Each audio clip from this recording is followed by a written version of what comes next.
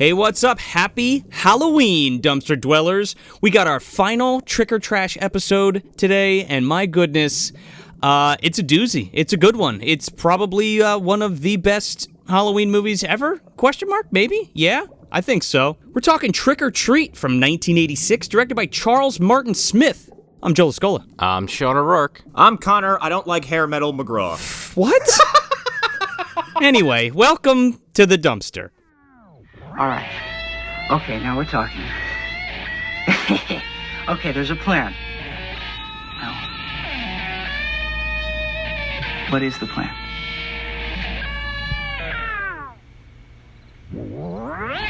Nail them all, remember?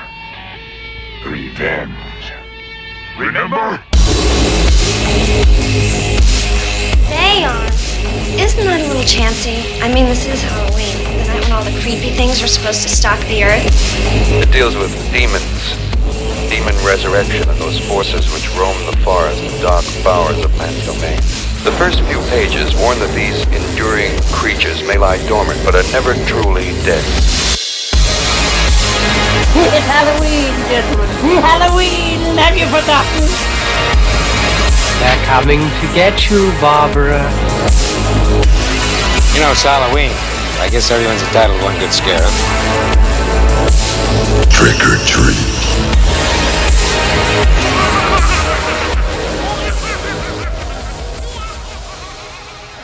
Are you out of your ass?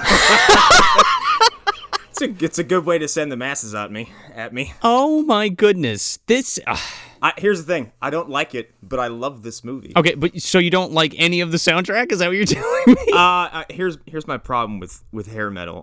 I can't not find all of it to be really just annoyingly cheesy.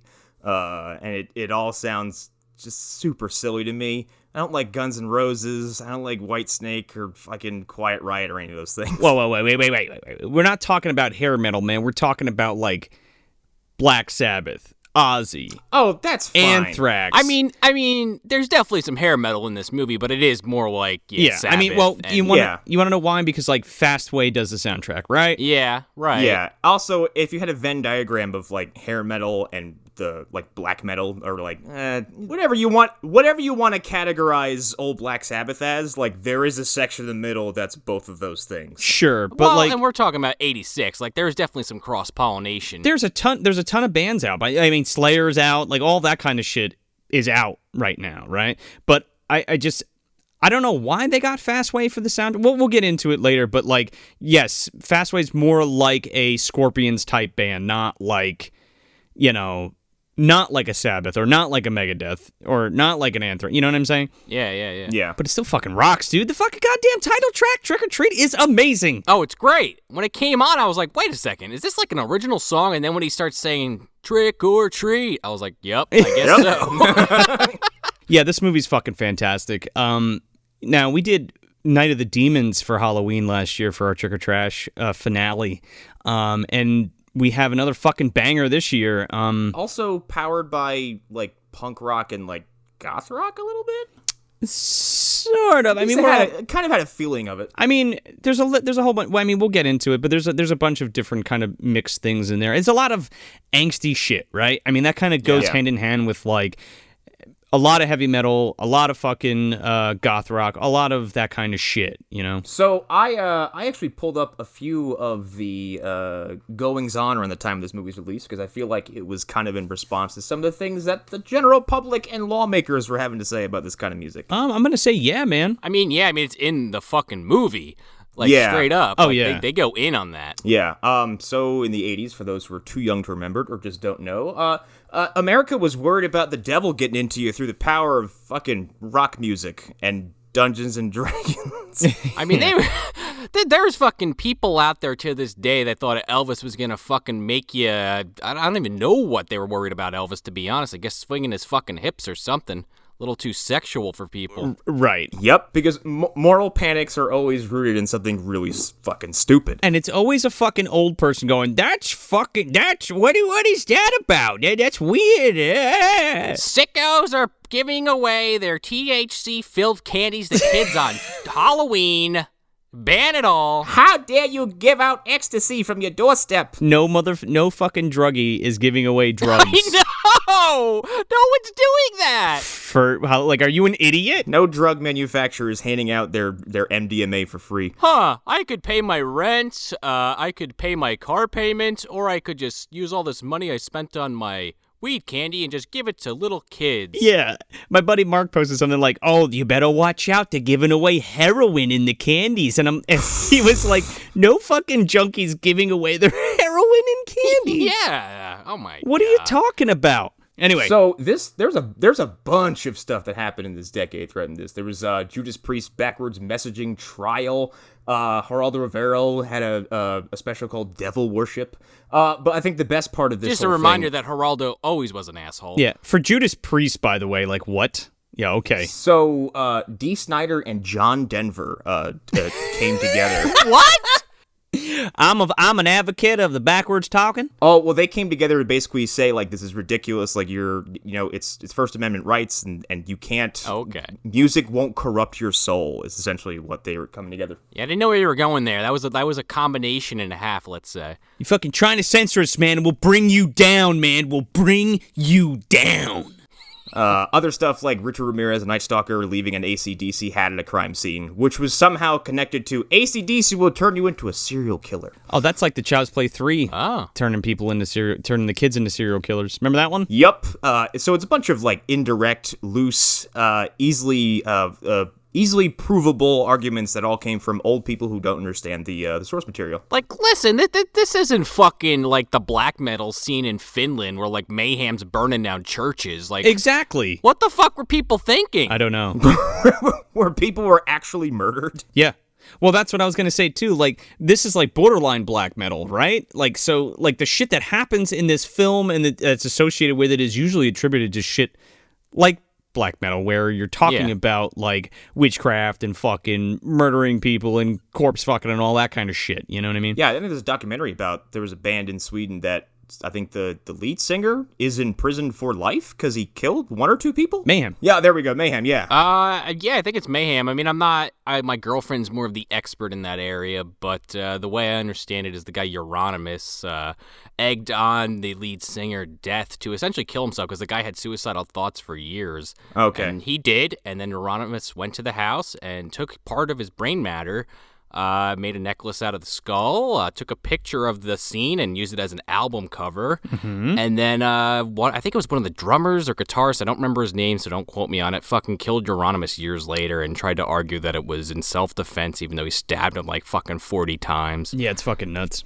And that guy's, I think, actually set free now since then. That is way more insane than I thought. And like I said, I don't have all the details right, so don't sue me on that one. But if that's what you're talking about. I think you hit the big chapters with the brain matter necklace. Yeah.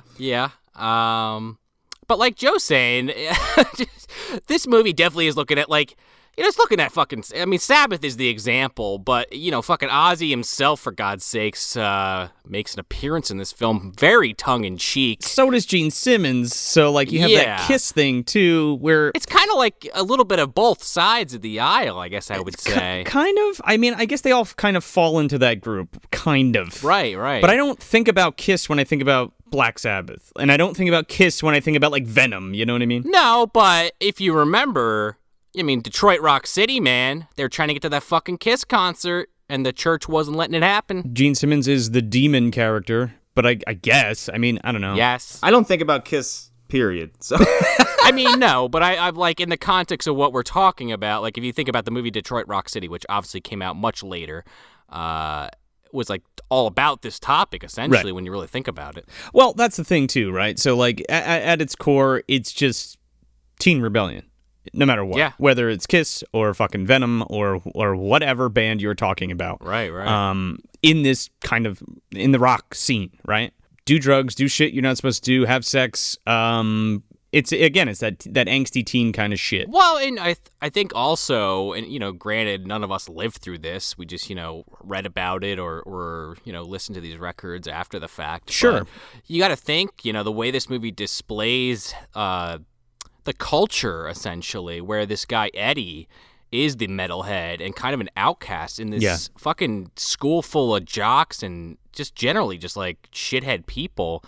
And I just have to imagine that's what it was probably like back when this stuff was first starting to pick up. Sure. I mean, I think tropes like this have existed throughout the 90s and into the early 2000s, and then just kind of faded away because now I feel like music and popularity and even the people that are losers, quote unquote, are still not like they're still consuming the same media that the quote unquote popular kids are.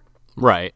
I feel like, especially in this day and age, I don't know. I'm not a kid now, so I don't really fucking know, but I feel like it's just a big gray kind of nothing that is just congealing together. I mean, yeah, and I mean, granted, like Joe said, I mean, none of us are in fucking school now, but I doubt some of the things that are allowed to happen in this film would be allowed to happen in, maybe not every school, but most schools would definitely not allow some of this shit to go on. The good old lawless lands of 80s school movies. Yeah. Yeah. But like even schools. Yeah, right? I mean, I feel like it's all glorified, but like, especially now, like, the being bullied and shit like that, like, is not tolerated. No. But that's a whole nother fucking discussion. Anyway, this is kind of like another film that I really like called Black Roses, and it's almost the same kind of thing going on, except there's more than one main character. Like, you have multiple people being influenced by this rock band that's a bunch of demons, and getting them to do things that are, you know, bad shit, you know, have sex and kill people or whatever. Oh no. Mostly about the sex, not less so about the, you know, killing people. Yeah, well, they're like killing their parents and shit. It's kind of like almost a companion piece to this, in my opinion. Don't have the sex. God is watching. Joe, do you want to give us a little bit of a plot crunch here for anyone that hasn't seen this movie or needs a little bit of a refresher? Okay, so Eddie Weinbauer is a teen something who refers to himself as the Ragman, and he has this rock idol, Sammi Curr, that he pen pals with, right? This kid's a loser. He only has one friend, Roger, who's like the other biggest loser in the whole school. Yeah, friend being a very light term, by the way. Yeah, kind of the only other person that'll hang out with him, right? Because nobody will hang out with him. Guy whose phone number I have. Yeah. Anyway, so his idol Sammi Curr dies, and he kind of loses faith in like living and people and shit like that, and because, you know, one of his idols died or whatever, and then his friend at the radio station ends up giving him Sammi Curr's last album that he cut before he died, right? It's this acetate record with the last album on it. So he takes it home and ends up playing it backwards and releases Sammi Curr from the album in which he has magically put himself into via his death in a black magic practice. And then, Sammi Curr comes back, helps him get revenge on the bullies at school, but wants Eddie to kill these people. And Eddie's like, no, I ain't fucking doing that. And then he has to do battle with Sammi Curr and stop him from broadcasting himself across the world. Oh my God, he's Job. He's the Sammi Curr as the lawnmower man. I wonder if he learned how to do that from Charles Lee Ray, you know, how to get himself in an inanimate object. It's possible. Is there some Damballa shit going on here? He was like, dolls? How stupid. That's the thing with the black magic in this movie. It's all very kind of glossed over. It's like, oh yeah, he was doing a ritual or some shit, and he wrecked it, backwards talking, demon, done. It works. No, it's solid. Yeah, it's like, you aren't privy to those details.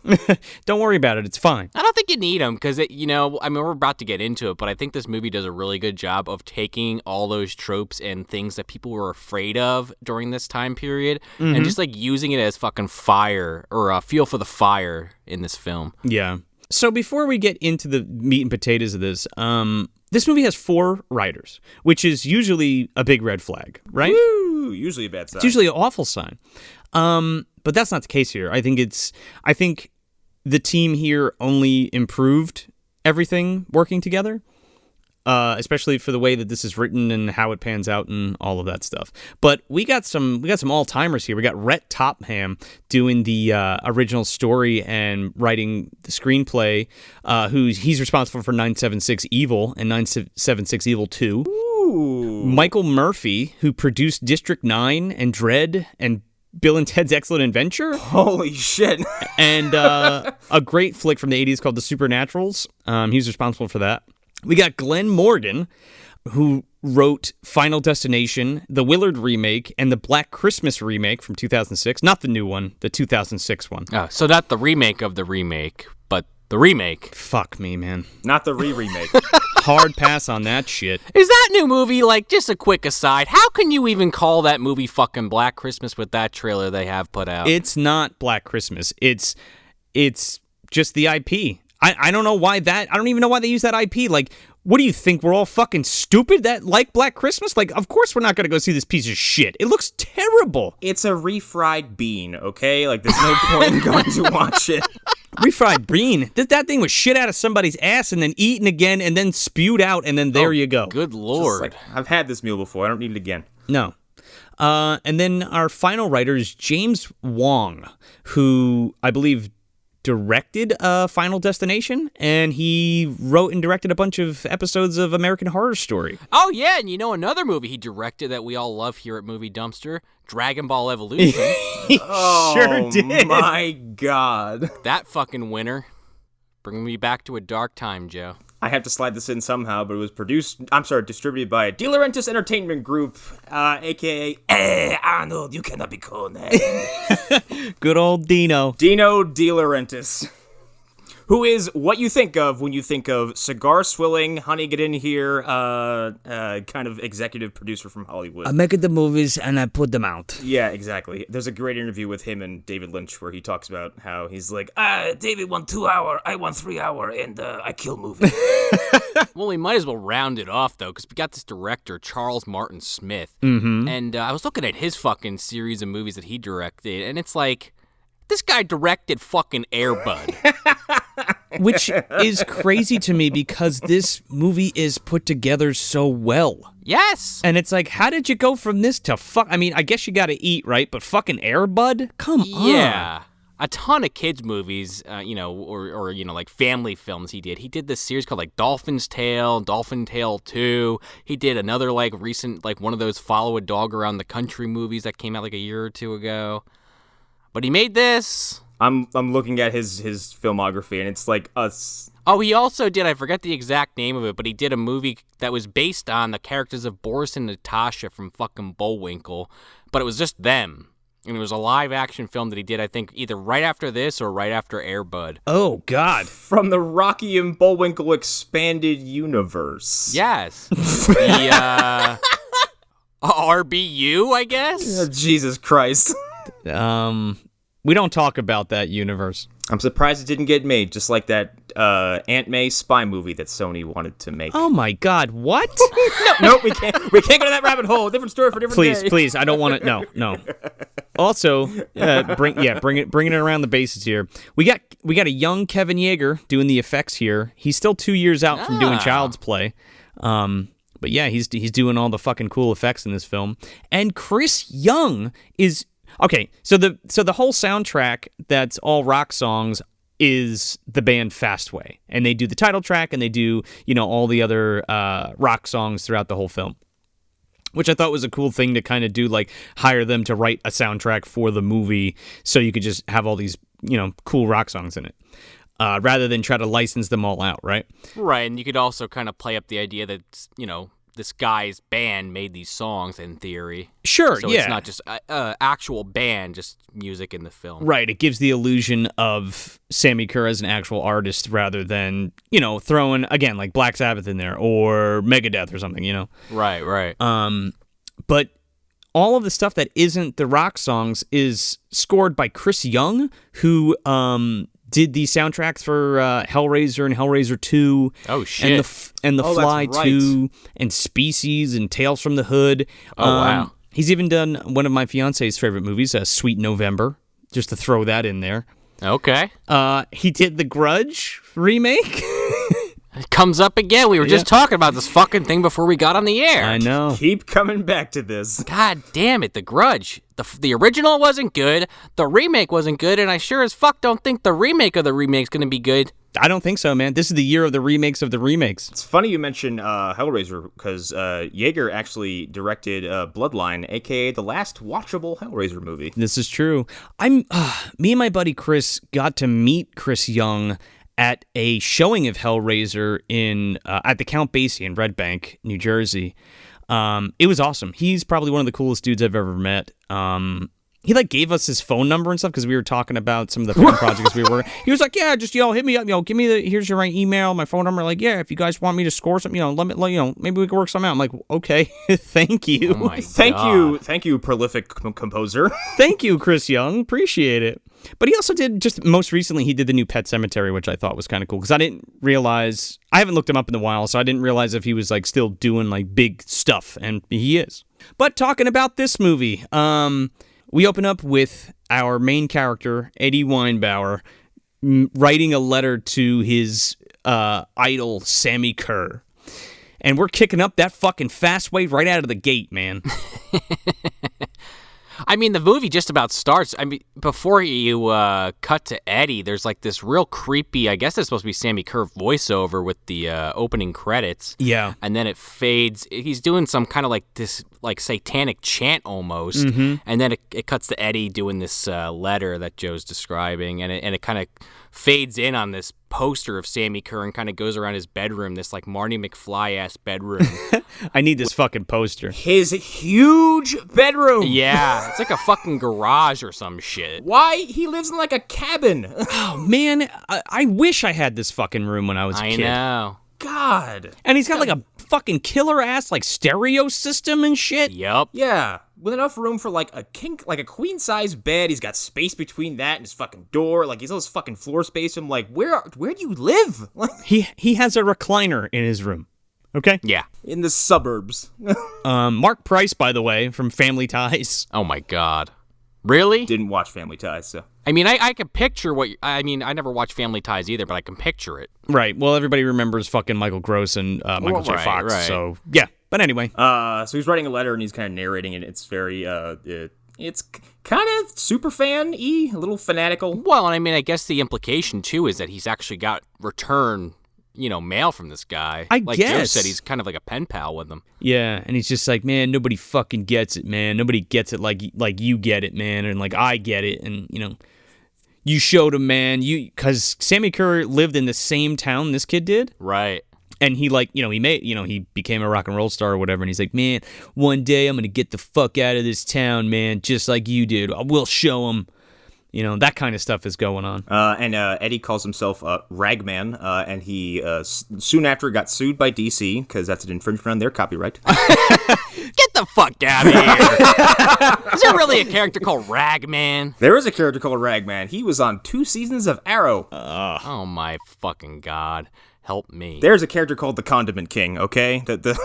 Oh, man. Here's ketchup, motherfucker. The Condiment King, I can kind of picture that, him shooting fucking, ketchup and mustard at people, but Ragman, I just see some poor schmuck on the ground with fucking rags on him, on the side of the street. I'm gonna wash your car. I'm the Ragman. It's Bronson from fucking Street Trash. Come here, I got a chamois for you. Chamois man. Do you know how hard I tried to get fucking Ragman on my license plate, but I just couldn't do it because somebody else already fucking had it in PA? Well, you can always try again. They don't keep it forever. Yeah, maybe. Anyway. So while he's reading this letter out as he's writing it, and it's kind of cutting between him in his room and him at school. And I gotta tell you, we joke about Jody on our Uncle Sam episode about this kid, we're surprised he didn't fly off the handle and kill anybody. I don't know how this guy didn't fucking lose it one day and just fucking shoot this school up. Because he goes to a school full of awful people? It's also the thing, too, where, I don't think a lot of people thought that. You know what I mean? I'm going to shoot everybody at school. Well, no. I'm more so getting at the point that he is, bullied like a motherfucker. Oh, yeah. This poor fucking bastard. Yeah, like Sean was saying, it cuts in between this and that, and it's him writing the letter and him at school. And there's this whole scene. There's this one guy who really busts his balls. His name's fucking Tim, and he's got a bunch of fucking cronies. And these fucking assholes are bullying him in the locker room, after gym or some shit. And they're going through his locker and taking all his shit. And Eddie had just gotten out of the shower, so he's wrapped in a towel. And they fucking take one of his tapes and like throw it out the door and into the main gymnasium, and fucking Tim like rips his towel off like as he like jumps out the door for the tape. So he's just bare ass fucking naked, locked out of the locker room in front of the girls like volleyball team. Yeah. And then this fucking bitch takes a fucking Polaroid of him. Well, and they're all laughing except for this one girl kind of catches herself and is like, "Oh fuck, that's messed up." Well, yeah. I mean, this poor fucking dude. I immediately felt for this fucking guy. Like I know. Come on, like the school just lets this fucking fly. Well, it also seems like just from what we see, like Eddie is the only person at this school who was bullied as mercilessly as he is. Also, there's apparently no one else in this town listens to rock music or metal because everyone seems like a bunch of frightened yuppies who are like, rock music, except Roger, I guess. Also, there ain't a fucking teacher to be had in this movie. No. Again. That's a good point. Except for the principal, which we'll get to. Yeah, there's like one or two scenes really at all. Yeah. It's the same high school as Tammy the T-Rex. Yeah, and Death Note, too. Yeah, and Death Note. There's just no... Everybody's just beating the shit out of each other. Fucking Big Bully was the only one that had teachers, for God's sakes. In Death Note, they actually employ adults, but they don't give a shit. Kids just show up every day to just bully each other and like... Well, you know what it is, actually. No, I say Big Bully, but there's just, I think all the teachers are just hanging out in the fucking teacher's lounge, and that's why we don't see them. Just chain smoking. Smoking cigarettes, drinking coffee. Well, that's what they're doing, man. Looking for moon rocks. Oh, what's up, kid? You have a brain injury? That's cool. You're suspended. So... At the end of this note, like, that all happens, and then, like, at the end of this note, he's like, yeah, man, I don't know why I just don't end it all. And I'm like, oh, no, Eddie. Yeah. It's like going down a downer. Yeah, but then he's like, but you know what? Fuck that shit, man, because we're gonna beat this shit. And then he's just like, your friend forever, Ragman. And then he's fucking bopping around downstairs. He's, like, doing his laundry or some shit, and he's got, like, headphones in. And the news is on. And it's just talking about, like, the way they frame this is great, right? Because it's like a whole retrospective about Sammi Curr, but you don't know it until the last line, right?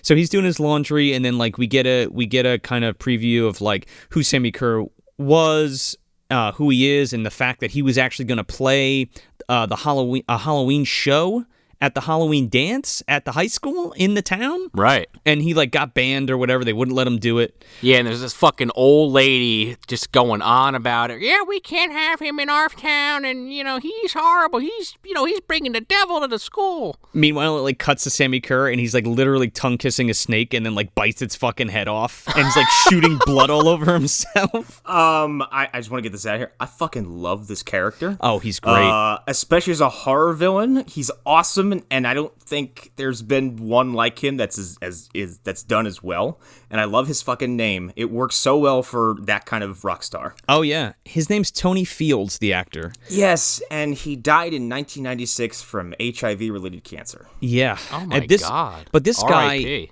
guy was a famous dancer. He was in like 7 different Michael Jackson like music videos. Yeah. He's in he's in an episode of one of my favorite TV shows, Monsters. Okay. He's in this episode called Outpost, and he's like just covered in this crazy makeup. I didn't even know it was him until I looked it up, and I was like, holy shit. He plays like this alien guy that's like stranded on this colonized planet. But yeah. So here's the crazy part of this movie to me. I didn't even realize this until yesterday. But so at the end of this newscast, right? It shows like Sammi Curr like in a hearing where he's being like charged for like his music or some shit, and the censorship of his music, and he's like, fuck you, man. He's like you can't be censoring our minds. He's like, politics is bullshit and blah blah blah, like we got a freedom of speech, and we'll take you down, whatever. And then Eddie like takes his headphones off and he's like, yeah, fuck yeah, Sammy. And then the newscaster comes back out and she's like, yes, Sammi Curr, who died in a hotel fire last night at age 38. I was sitting there thinking, was he freebasing with the fucking alcohol all over him? That's fucked up, man. Lit the building on fire? But come to find out, he probably was doing something satanic. No, he did like some kind of satanic ritual and fucking burned the joint down and like needed to burn to live. again. Yeah. As we find out much later. Here's the kicker real quick before we go into Eddie's breakdown. Oh, okay. So in the film, Sammi Curr dies at 38. I think she says 38, but real life Tony Fields, this poor guy in 1995, he died when he was 36. 36. Oh my I read God. that too. Yeah, and sucks. it's just like super eerie. Like, I don't know. It creeped me out. I was like, whoa. I was like, that is very close. Yeah. Really coincidentally crazy. There's a Roddy Piper interview where someone asks him about how he's going to be at 65, and he says, dude, I'm not going to make it to 65. He died at like 62 or 63. Damn. Yeah. God damn it. Yeah. But in his case, he was like, I'm a pro wrestler. We all die young. Like, because you beat the shit out of your body, yeah. Well, in Sammy's case, he's doing, satanic rituals and talking to Damballa, so are you really surprised? Yeah, man. Plus, he's living in Hoboken, New Jersey, so. Are you telling me pro wrestling and satanic rituals are equally as dangerous? The Undertaker, man, he had that fucking streak going for a while.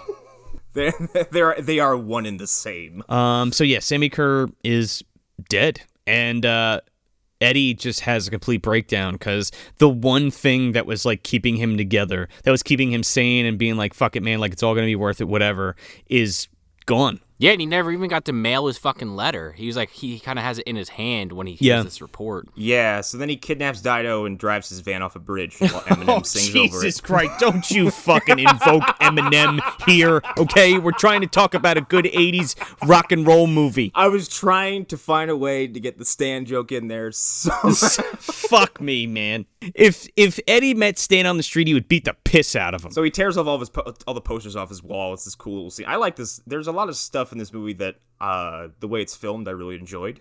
Yeah, it's really well made. Like, the cinematography in this is great. Yeah, shockingly well made. No pun intended. Well, the cinematography is just fantastic. I don't know.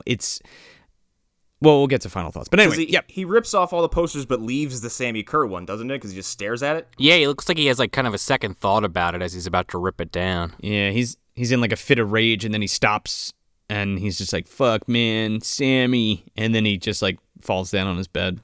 This is where he goes to see Nuke, isn't it? Gene Simmons himself. Who, let me tell you something.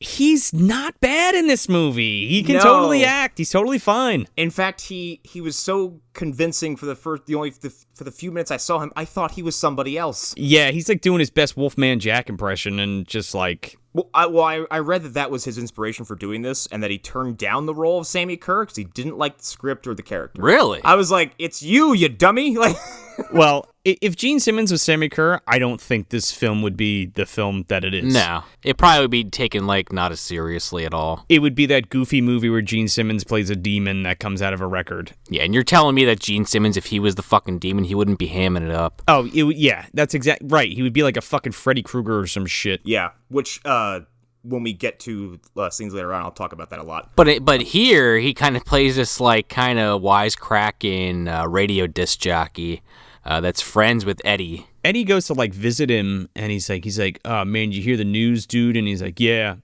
By the way, fucking Screaming Till You Like It is playing in the background here. That Wasp song from Ghoulies too. Anyway, so Eddie goes to see Nuke, and he's like, yeah, man, I can't believe it. He's fucking dead. And he's like, Nuke's like, oh yeah, well, you know what happens, live fast, die young. Like, well, he gave us a bunch of great tunes to listen to, right? And he's like, no, man, it's more than that, man. Like, he's still giving it, man. And he's like, dude, you need to relax. Like, you're like becoming obsessed with this shit, and it's freaking me out. He's like, also, Sammy was troubled, so yeah. Yeah, he's like, Sammy did this to himself, man. Like, he killed himself. Yeah. He's like, he believed his own hype and then fucking, died. And then thought he could light himself on fire. Strange man. And live. Well, sort of. But, yeah, Nuke has this unreleased Sammi Curr album, Songs in the Key of Death. Yeah, it's the last Sammi Curr album that was recorded before he died. It wasn't even released. It's a studio sample on like an acetate.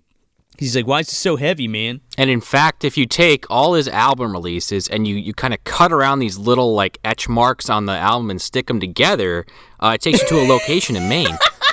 It takes you to Hobbs End. I don't know what an acetate disc is. Okay, it's not a disc, it's a record for those. Okay, yeah, it's on Wiki. It says acetate disc and is linking to a page. Well, for everybody who hasn't seen this movie, and it's a vinyl record, right? It's a 12-inch fucking vinyl record.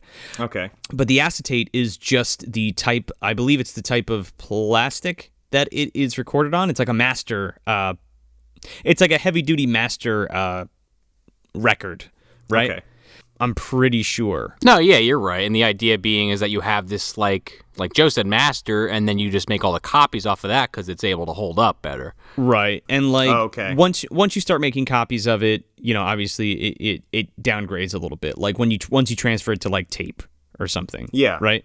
So Gene Simmons is like, oh yeah, I got this unreleased album. It's his last album. He's like, no fucking way, man. He's like, yeah, dude, we're going to play it at midnight on a Halloween night. Shit's going to be fucking dope. And he's like, oh, sweet.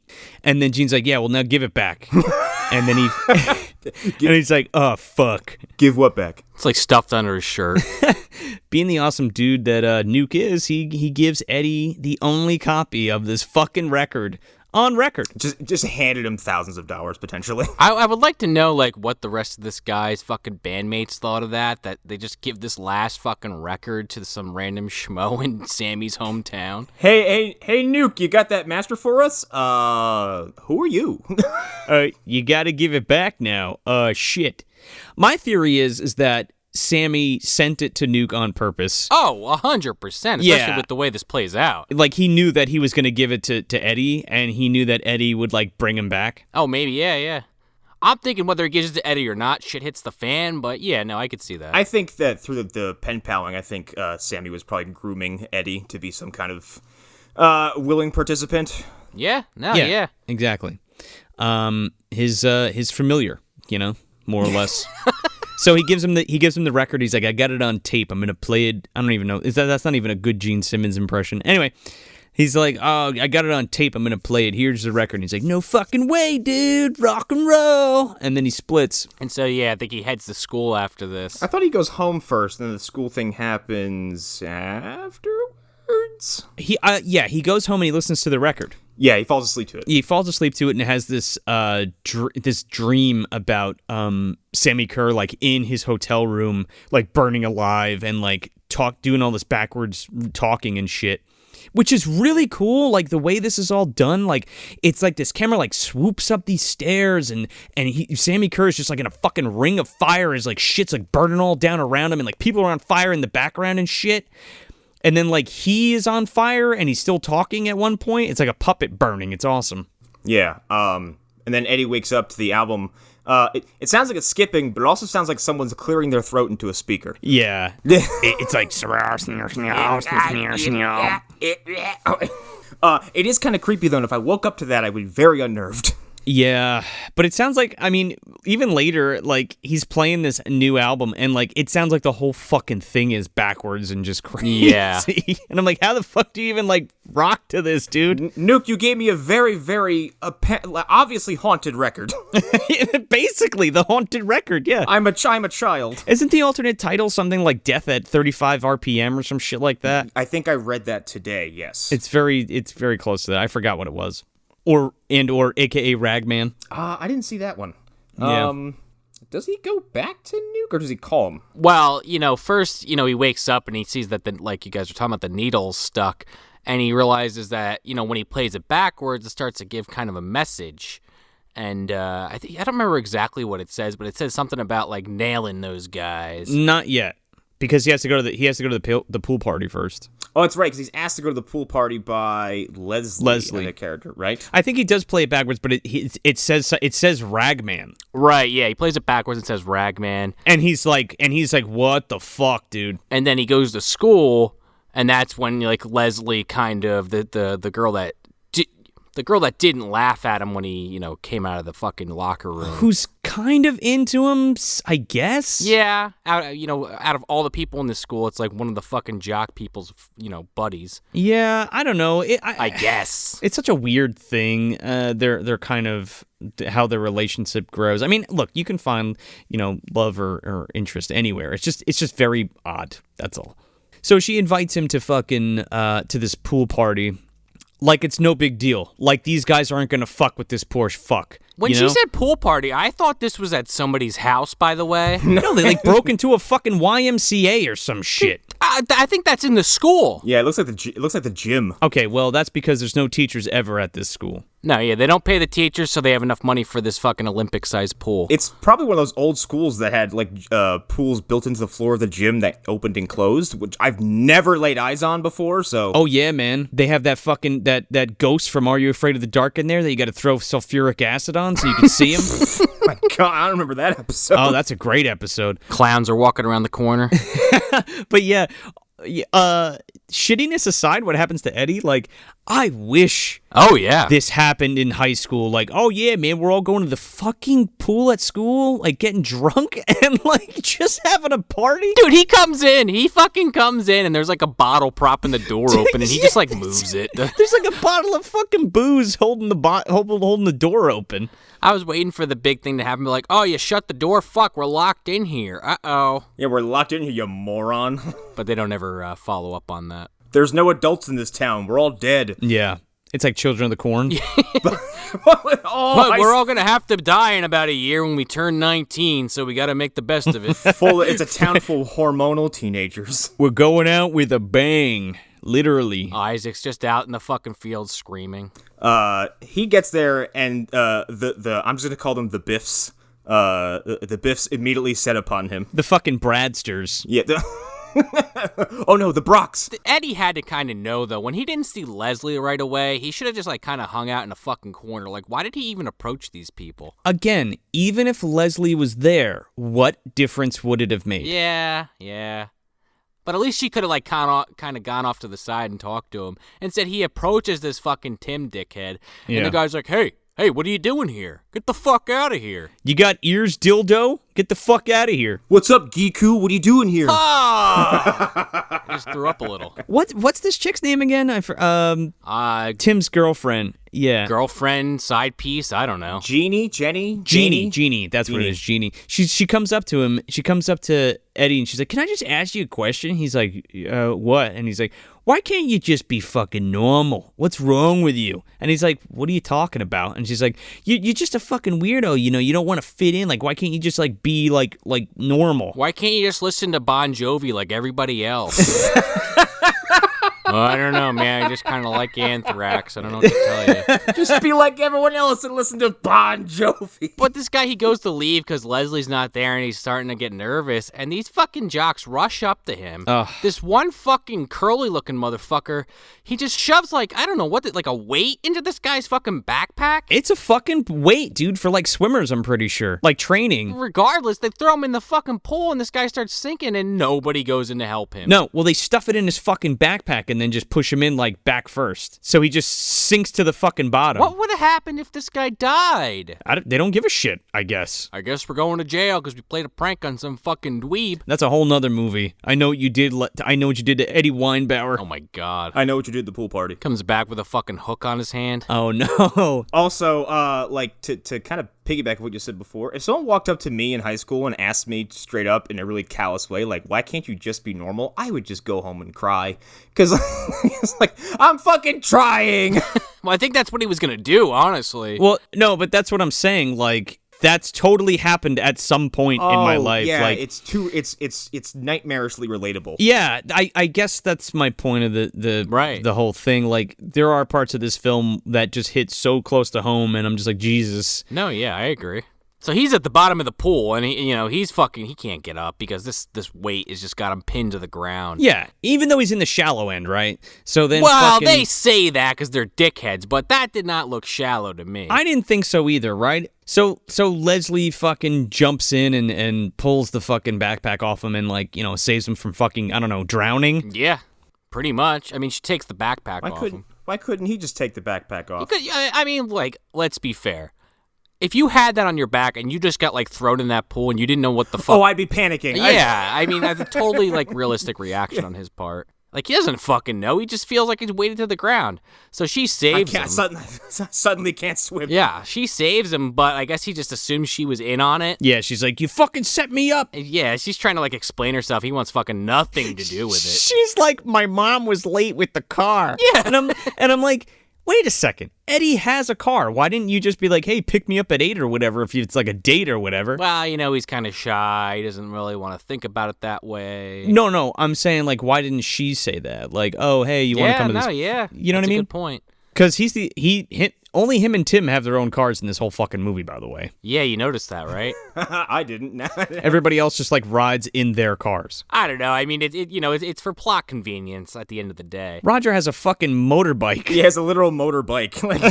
You know, if they're not going there in separate cars, why else would she be late? Isn't this where he announces that he's going to nail those guys? Yeah, he's like, I don't know, man, but I'm going to fucking nail them all.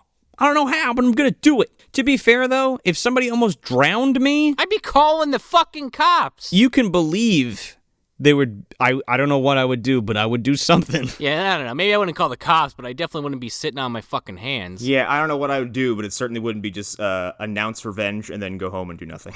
Well, I mean, if you try to do it all at once there, you're probably going to get your fucking ass kicked. Instant karma. Yeah.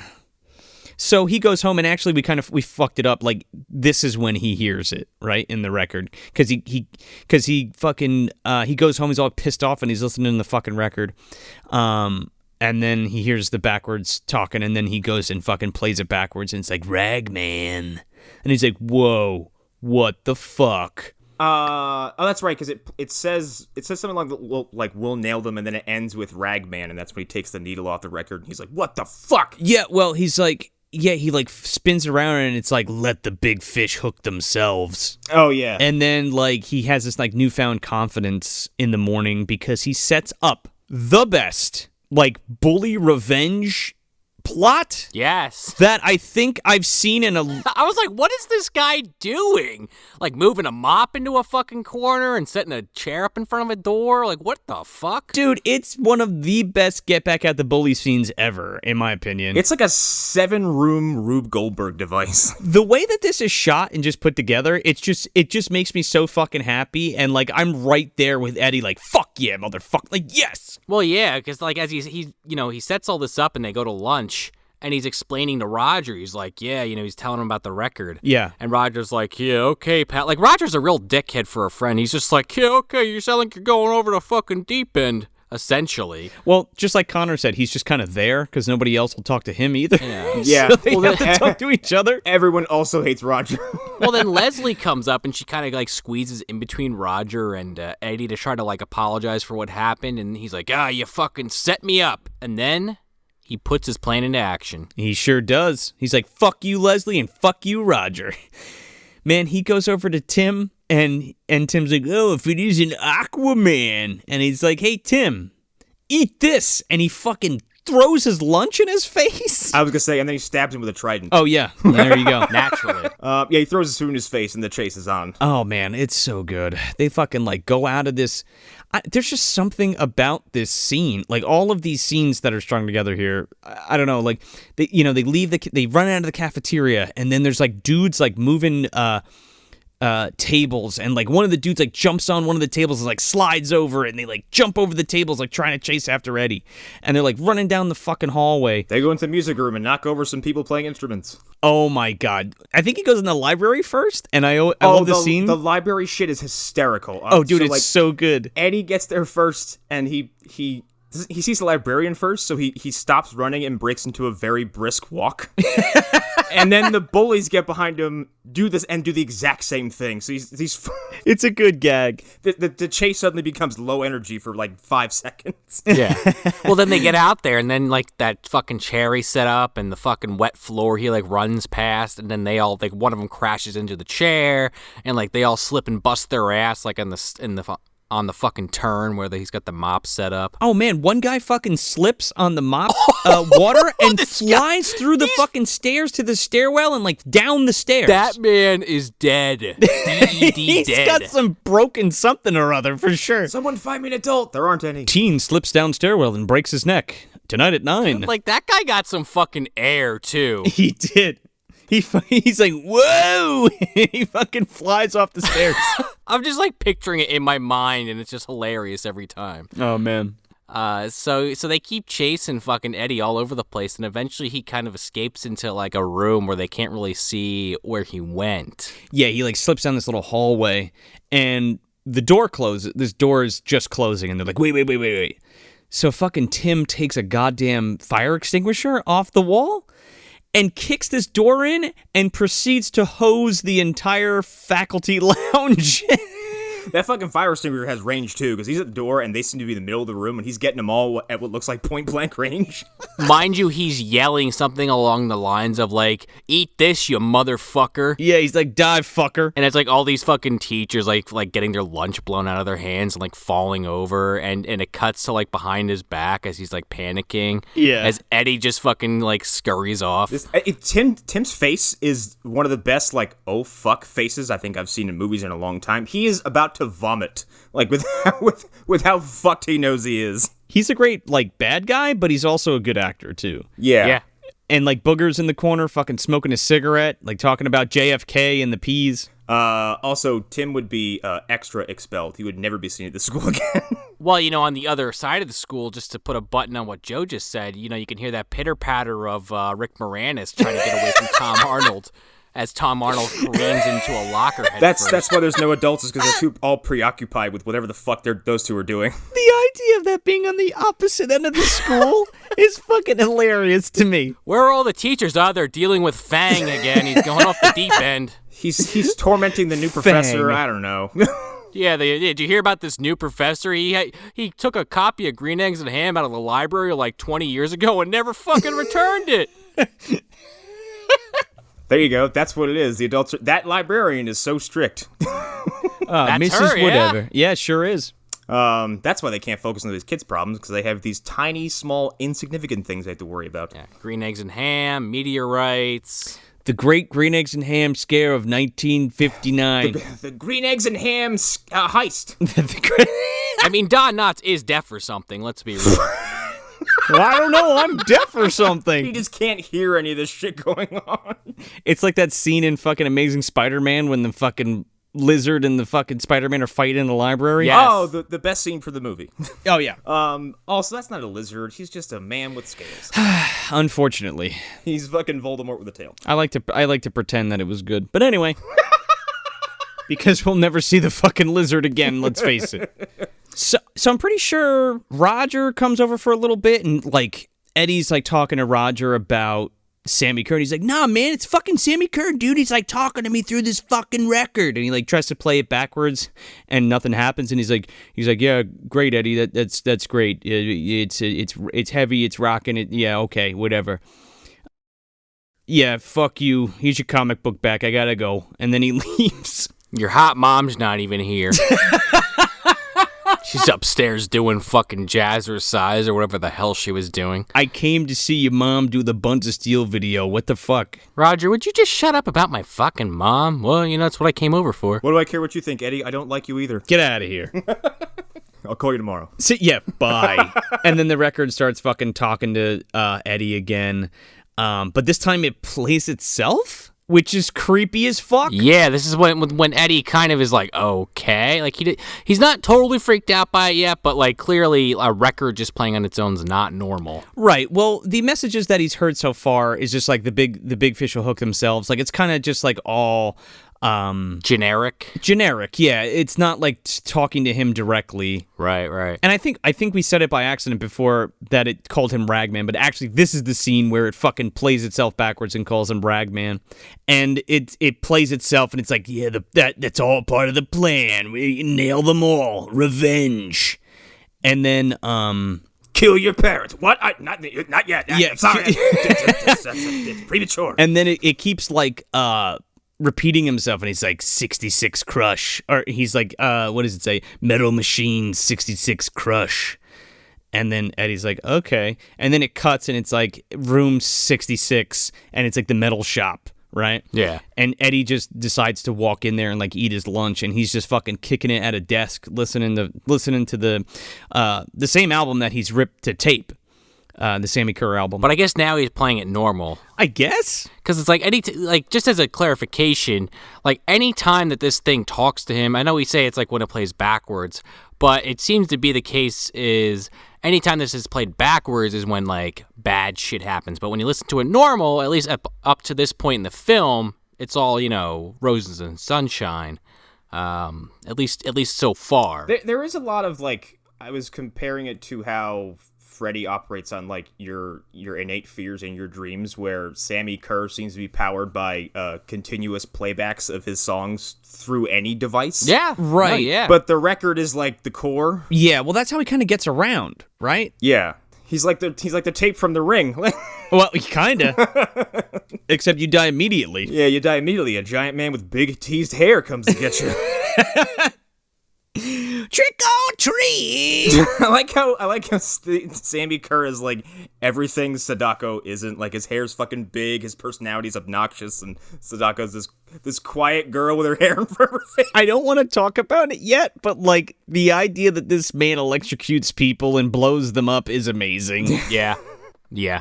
So, by the way, like, how far are we into this fucking movie and we still haven't seen Sammi, like, come out yet? We don't see him till, like, almost the 50-minute mark. Yeah. I would say he doesn't show up till, like, the third act, it feels like. Yeah, but it's great. When he shows up, dude, oh, man, we'll get there. Yeah, but I feel like the pacing of this film is pretty good. I never felt like it was dragging out anything. I never was like, God damn, where is this guy? I was kind of into it all the way up until that point. Well, like, he's omnipresent, seemingly, but he doesn't return until later on. It's almost like they wrote a really good bunch of characters that you can, like, relate to, right? Yeah. It's almost like they made the journey just as important as the end. Yeah, isn't that fucking bonkers? They, like, wrote a whole good story. They just made a good movie. Yeah, how about that shit?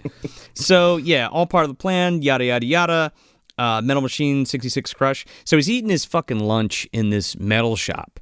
Again, I guess it's all part of Sammy's plan because fucking Tim strolls his ass through that fucking door with one of his cronies. Yeah, the guy who didn't slip and die. Yeah.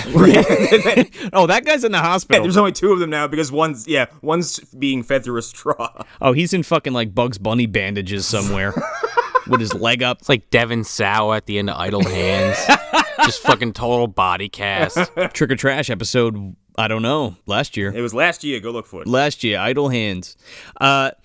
So yeah, he comes into this fucking room and he goes up to Eddie, and Eddie's eating like a fucking Twinkie, and he like stops. He's listening to his headphones. He stops the headphones, and he's just like, "Hey, Eddie, you know, we had to do fucking all this custodian shit like all fucking morning or like for the next week or whatever." And he's like, "You know what? You'd be so surprised what they stick under their fucking desks." And then he fucking takes this desk and he flips it on his side. Oh my God. This fucking impact that this kid hit in the floor? Oh, yeah. Well, it'd be devastating. Oh my God. I was like, holy shit, man. If he fucking hit his head, that'd be it. Like, he'd be done. I mean, I gotta respect Eddie for not taking any bullshit from this guy, but also, like, with that whole, Rube Goldberg fucking thing he did to this guy earlier, I would not just be casually sitting there if you walked in the room. No, and how do you even get up from that? Because it's like one of those desks that have like the built-in chairs. Yeah, wraps around you. Yeah, so you can't even like get up or get away easy. I've never thought about that. What it'd be like to fall down in one of those things. Oh, and he flips his ass right on his fucking side, dude. Well, then Eddie gets up and I'm trying to remember what exactly happens, but he gets kind of cornered. Yeah, Tim's like, oh, how do you listen to this shit? He like kicks his fucking Walkman away and all this stuff, but he like turns it on by accident. So the Sammi Curr's like playing through the headphones. Yeah. Okay. And then he just like throws him down the fucking they're in the metal shop and he like throws him down like this little corridor and he like throws him into like a bucket or some shit.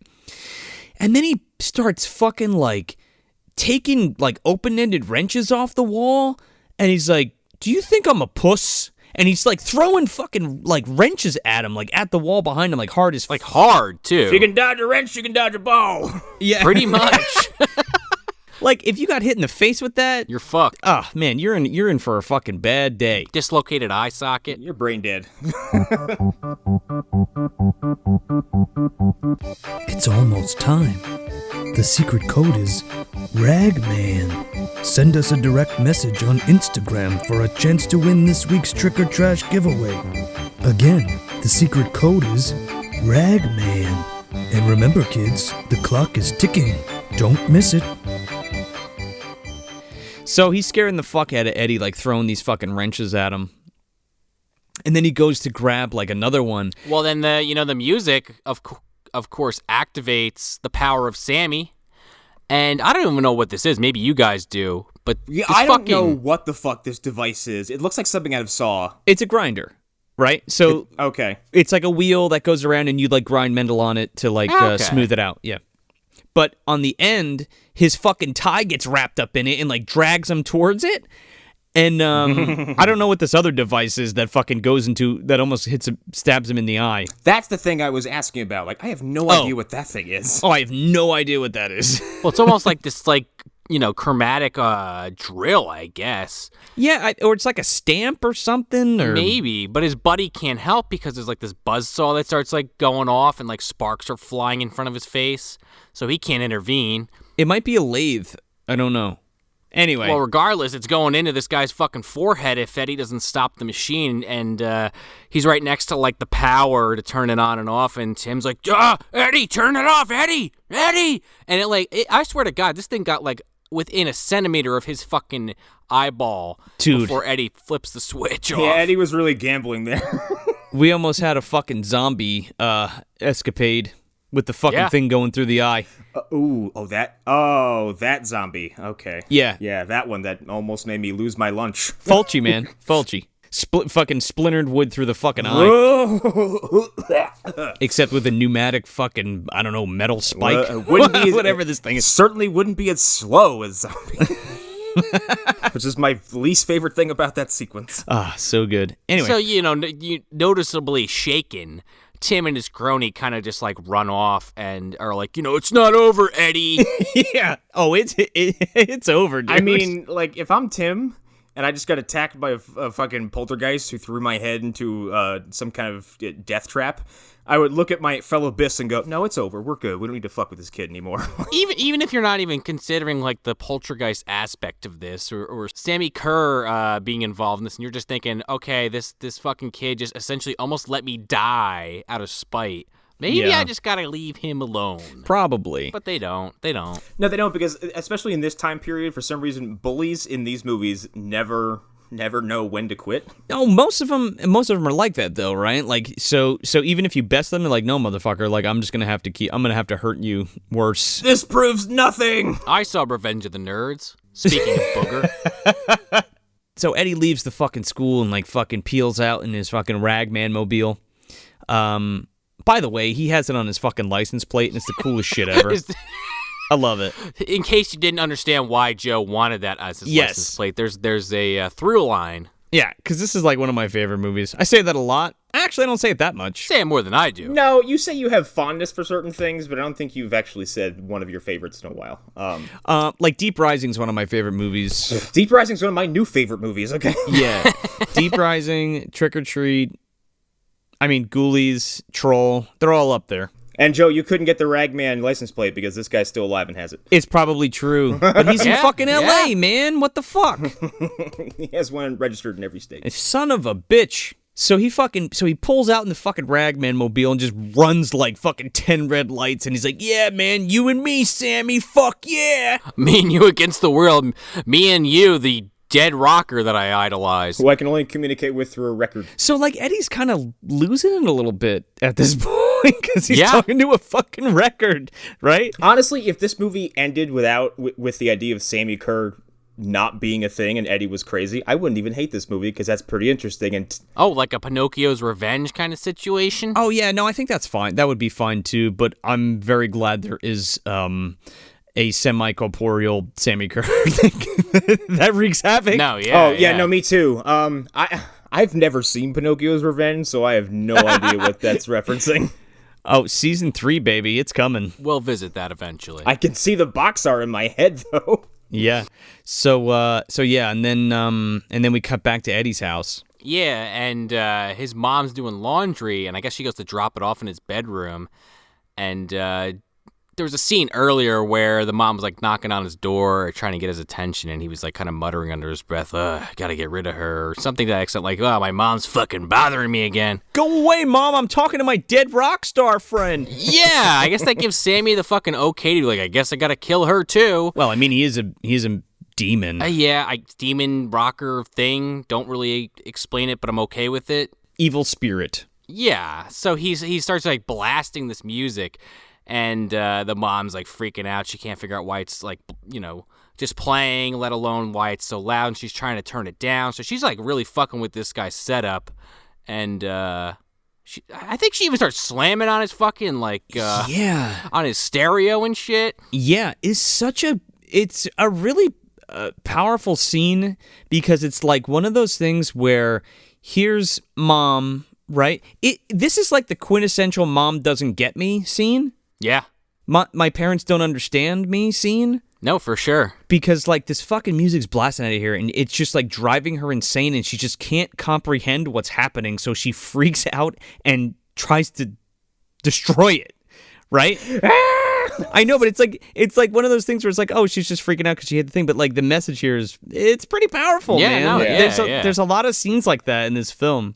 So then, it finally just turns itself off, and she turns around and fucking Eddie's just like in the doorway, like, what are you doing? Yeah. And she's like, oh, I'm putting clothes away. And he's like, thanks. Now get out. And she finds like studs in his drawer.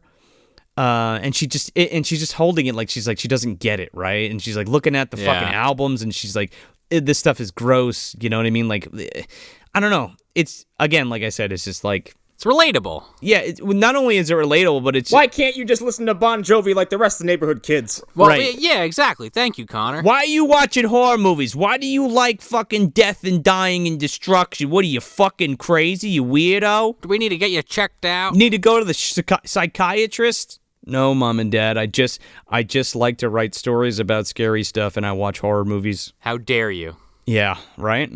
I failed as a parent. I guess Stephen King's crazy too. Okay. Yeah. Well, he was for a while there. Well, that's what cough medicine cocaine will do to you. Yeah, but I wasn't on cocaine or liquor. So you at least have an excuse. Yeah. Stephen King, you see how you get that fucking trash bin concoction going, man. Well, no. He has an excuse. I don't, right? Yeah, he has an excuse. First of all, I don't want to imagine what being on cocaine and cough syrup is like, but I imagine I'd write Christine after it was all done and over with. I don't know what you'd get from me. It would be a trip for sure. Connor would finally write his story that's like his get back at his mom for all those toys being taken away. She just gets attacked by a bunch of 7-foot-tall Power Rangers toys. His magnum opus with fucking Sam Whipple at the helm, like, this is the story of a boy. But he's like all deformed and shit. He's basically like Prune in this story. Wait a second. Okay, so Connor is Eddie, right? And Sammi Curr is Sam Whipple? Yeah. Sammy Whipple. And he comes out of a fucking Power Rangers toy. Well, no, he doesn't come out of it. It's one of those ones where you press the belt and the head flips, and one head is a Power Ranger and the other head is Sam Whipple. It's not Tommy. It's not Billy. It's Whipple. Connor, we're going to nail them all. Let's do it. He's the red and green Ranger. Christmas He's got a candy cane? Fucking Ranger just looks like a goddamn Sprite logo, for God's sakes. Dude, I'm sorry if that joke bothers you, but it's pretty funny. Okay, here's the thing with jokes about my family is that they can't get any worse than the one Hunter's already made, who turned my dead uncle into a show character, and it hasn't stopped. And God, it is funny, admittedly. I don't feel bad at all now. Okay. He's like, oh yeah, AIDS ghost. I was like, that's my uncle. Oh, Jesus Christ! I know it's what a heartless son of a bitch. It's fine. So anyway, Mom leaves, and Eddie talks to the record again. I don't even think. Wait, does he even talk to it at this point? He just has it. He like puts it on, and he puts a blank tape in his tape deck, and it like the record plays itself from front to back like super speed and writes itself to the tape. Man, he's got some extracurricular powers outside of just summoning and unsummoning. Oh man, this motherfucker can control like electronic devices and shit. He makes this tape that Eddie gives to Tim. Right? And he like folds it up in a note and he like puts it in Tim's locker. There's a lot of going in and out of people's lockers. Yeah, and he puts a note and then his note says like it's a peace offering. Yeah. Yeah, it's like, hey Tim, here's a peace offering, and it's like this tape, right? Oh, it must be a Bon Jovi tape. Yeah. Oh, sweet man, it's a total mixtape of Bon Jovi. All right. Living on a prayer. He just writes on there pink, and the guy's like, "Oh, I love Aerosmith." yeah. Oh man, I love Striper. Put it on, dude. Also, if I'm Tim and I get a cassette tape as a peace offering from someone who stood there whilst I almost died, I don't know, I just throw it at him. Yeah. I'm not going to trust this guy. It's a peace offering. Fuck you. Well, I mean, fuck Tim, to be fair. Like, that guy's a piece of shit. Oh, yeah. Well, I mean, let me also say this. If I woke up as Tim, I want to kill myself. Because he sucks. That too. Well, that would be, there you go. It's like a Christmas wish or whatever it was. What was the one we did? Oh, the holiday. Holiday switch. It's like the holiday switch, except you're Tim instead of a fucking what's-her-face. I'd crawl through a gym locker and end up as Tim. And you wake up as Tim, and you're dating Jeannie, and there's this fucking weird metalhead that wants to kill you with the powers from beyond with a fucking rock and roll star. And I have just no idea what's happening. You look at the calendar, you're like, that Halloween party's tonight, but I die tonight. Shit! Oh no, I've seen this movie before. Where's my broken Christmas ornament? But at this time, it's like the broken record. Yeah. It's in the other timeline, like Eobard Thawne's brains. Oh, yeah, well, the silver tape, right? He has to get the tape. You have to deliver the tape. Someone the tape has to happen. You have to play it backwards at midnight or some shit. So he gives him the tape, and doesn't it go right to they're just on Makeout Hill? Pretty much. He's like pissed drunk in this fucking car, and he's like, hold on, I can't fuck yet. I gotta piss. And then Tim gets out. It's him and Jeannie, his girlfriend. Him and Jeannie. Yeah, Jeannie's in the car. And she grabs a Walkman and the tape, of course. There's like a pile of fucking tapes. She picks up this, the silver one, pops it in. I mean, it's flashy. It is. I mean, it would strike my interest. I'd be like, what the fuck is that? It's totally unmarked. It's just like silver. So she pops it in, and the music starts playing, and I guess Sammy also has the power just to fucking play whatever song that he wants to? Yeah. It's like this sexy rock song. Yeah, before we get into this, though, I just have to comment. If all these characters are making such a big fucking deal out of how much this music is horrible and they don't want to listen to it, why the fuck wouldn't she just turn this off after about 12 seconds and be like, yeah, fuck this noise? Because it doesn't sound like Schizoid. Like, I guess, you know what I mean? Yeah, It doesn't sound like Welcome to Hell. It's just like, it sounds like the Scorpions or something because it's Fastway. Right. No, yeah, sure. Yeah. So Gene starts listening to it, and okay, I watched this movie twice. Does a fucking demon get summoned in the car or something? You know what? Kinda, because as she's listening, you kind of see like this green glow emanating out of the headphones and kind of start moving down her body. And I guess that's supposed to be Sammy, but like in electric/ghost form, I suppose. Or something. But then there's like something in the car with her, I thought, at some point. Well, yeah, because as this thing's kind of this green light is moving down her body, it goes down her shirt and her dress starts popping open. So of course she's got her bra and panties on. The dress falls to the fucking floor. Then this ghostly hand comes up and undoes her bra and goes down to her panties and rips those off. And all the while, this girl's like listening to this music and being very seriously turned on. Sammi Curr is ethereally fingering this girl. I was wondering which one of you would describe that in a more uncomfortable way, and then in comes Joe. She gets finger banged by a fucking ghost. Straight up. Yeah. I was like, I was totally expecting her to get electrocuted via that, and she didn't. And what actually happened was maybe more horrifying. This fucking giant ghoulies ass thing, fucking goblin ass creature appears in front of her, and I guess just starts fucking her to death. I guess because she's like screams, and then Tim like breaks from his piss that he's been taking for fucking 5 minutes. And, like, turns around and runs back to the car, and he's like, oh, shit, Jeannie! And she's like... And the hood is, like, fucking bopping up and down like something's in there, like, causing a ruckus. Which, if Sammi Curr can just, like, summon a demon, it's an ability he seems to only want to use once. I think that's supposed to be him. It has to be through the music, though. Yeah. Like, there has to be... The music needs to be playing for him to do anything, right? Yeah. It's probably the most inconsistent part of this film, that this goblin creature shown literally in this only scene, but I'm kind of into it because it is freaky as hell. It's fine. I feel like there might have been something bigger here that was shot or some type of right, other... that wasn't elaborated on for whatever reason. But yeah, she gets finger banged, and then she gets, I guess... goblin banged, and then apparently her fucking headphones have melded to her ears. God, that looked painful. This scene is so good because Tim like opens the door and her fucking headphones are on and they're smoking. It's such a cool visual. And then like he goes over and he's like, Jeannie, wake up, and he like pulls the fucking headphone off and her fucking ear is melted to the thing and it just like stretches out. Yeah, it's just this fucking opening on the side of her head that's been burned open. It looks awesome. Well, then Tim, he's freaking the fuck out, and he actually drives over to Eddie's, and he's like screaming. He's like, Eddie!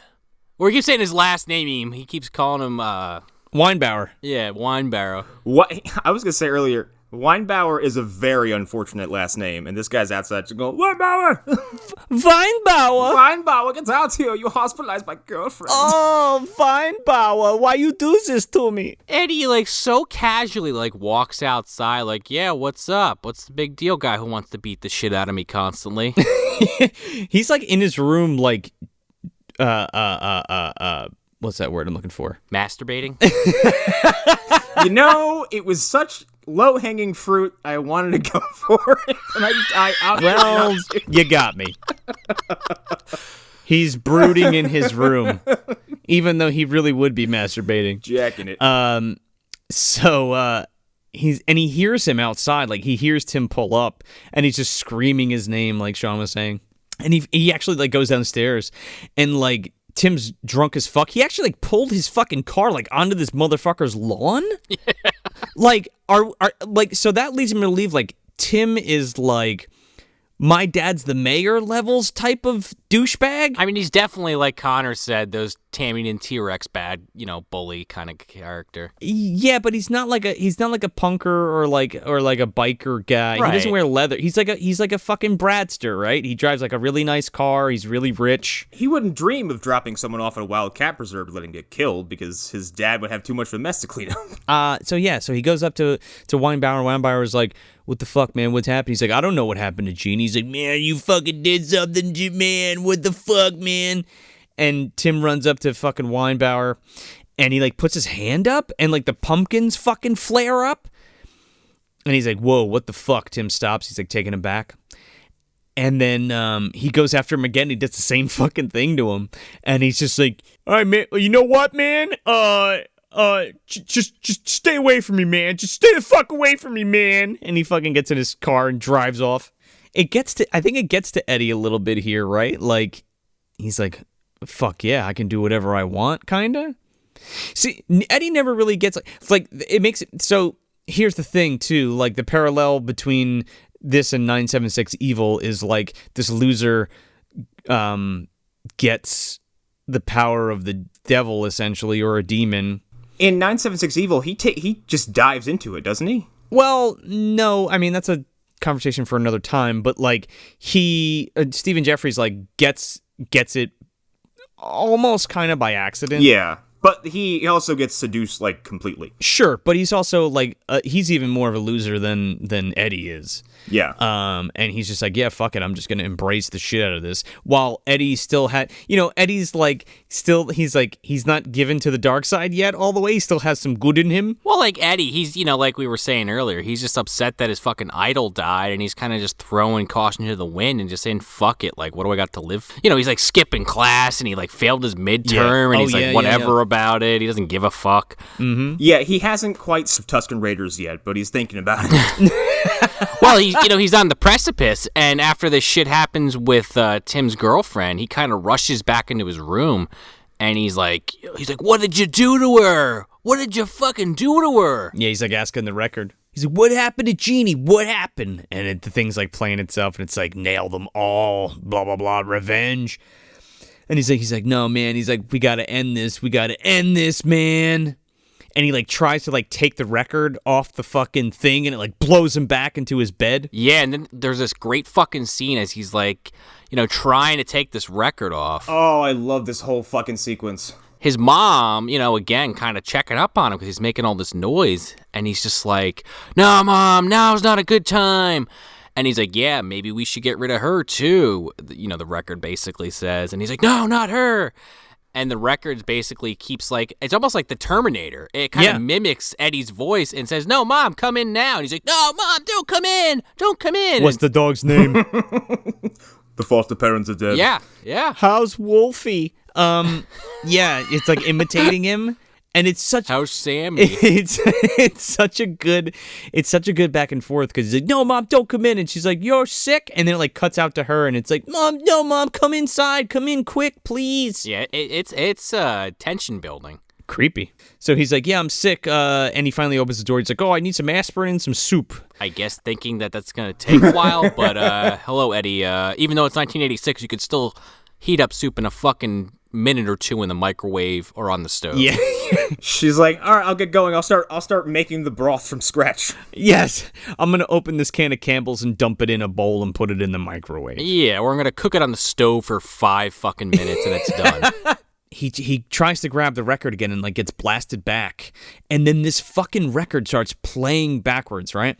So and like all the lights are going fucking crazy, and this fucking everything starts shaking, and this fucking can of Coke falls over and falls onto the record, and the record's so fucking hot that it's... Excuse me, it was Diet Pepsi. There's product placement there, Joe. You can't fuck that up. Fuck it. Okay, fine. Fucking Diet Pepsi falls on this fucking thing.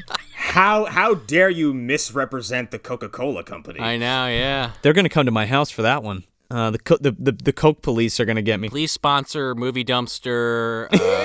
Email us.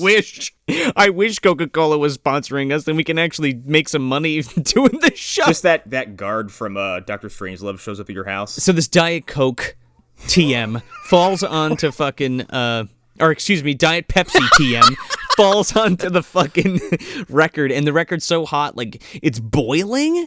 Yeah. It's such a cool visual, because, like, this shit is, like, bubbling and smoking and stuff. Very reminiscent of Evil Dead. Oh, man, it's so good.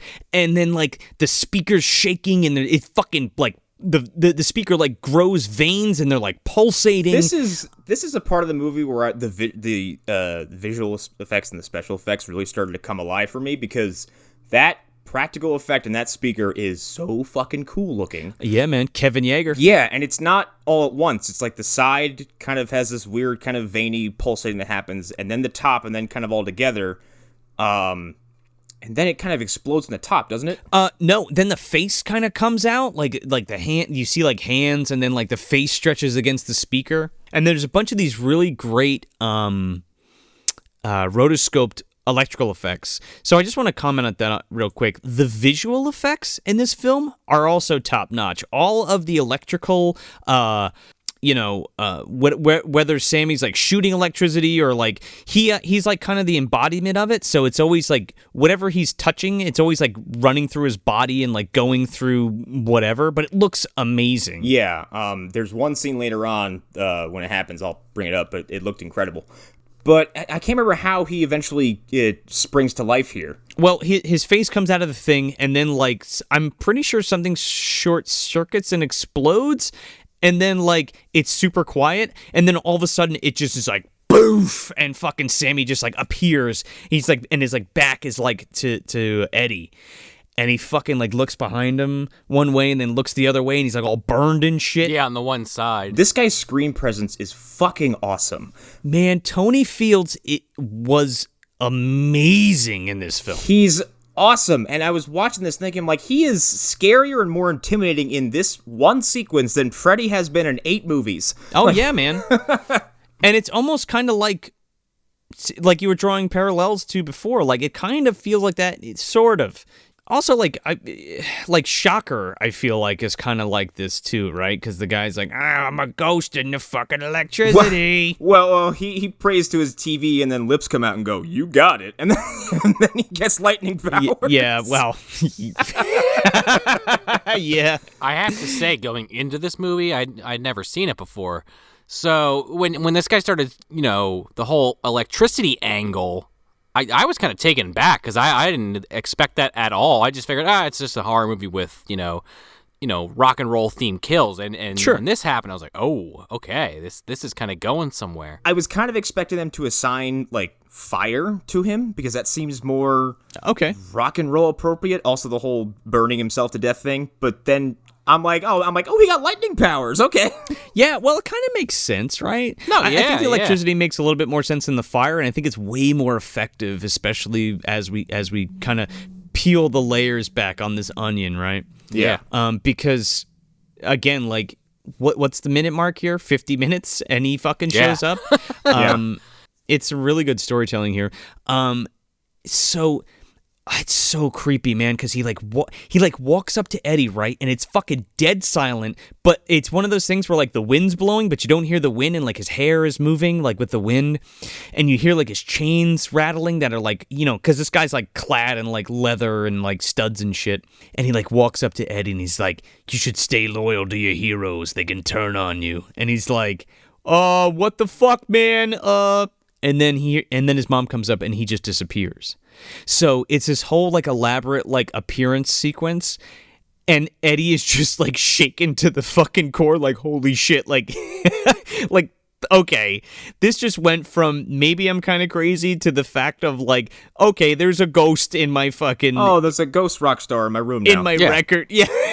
Living in my fucking speaker currently. Who can influence the world? Because when he comes out, the TV turns on. Yeah. And Ozzy Osbourne is on the television.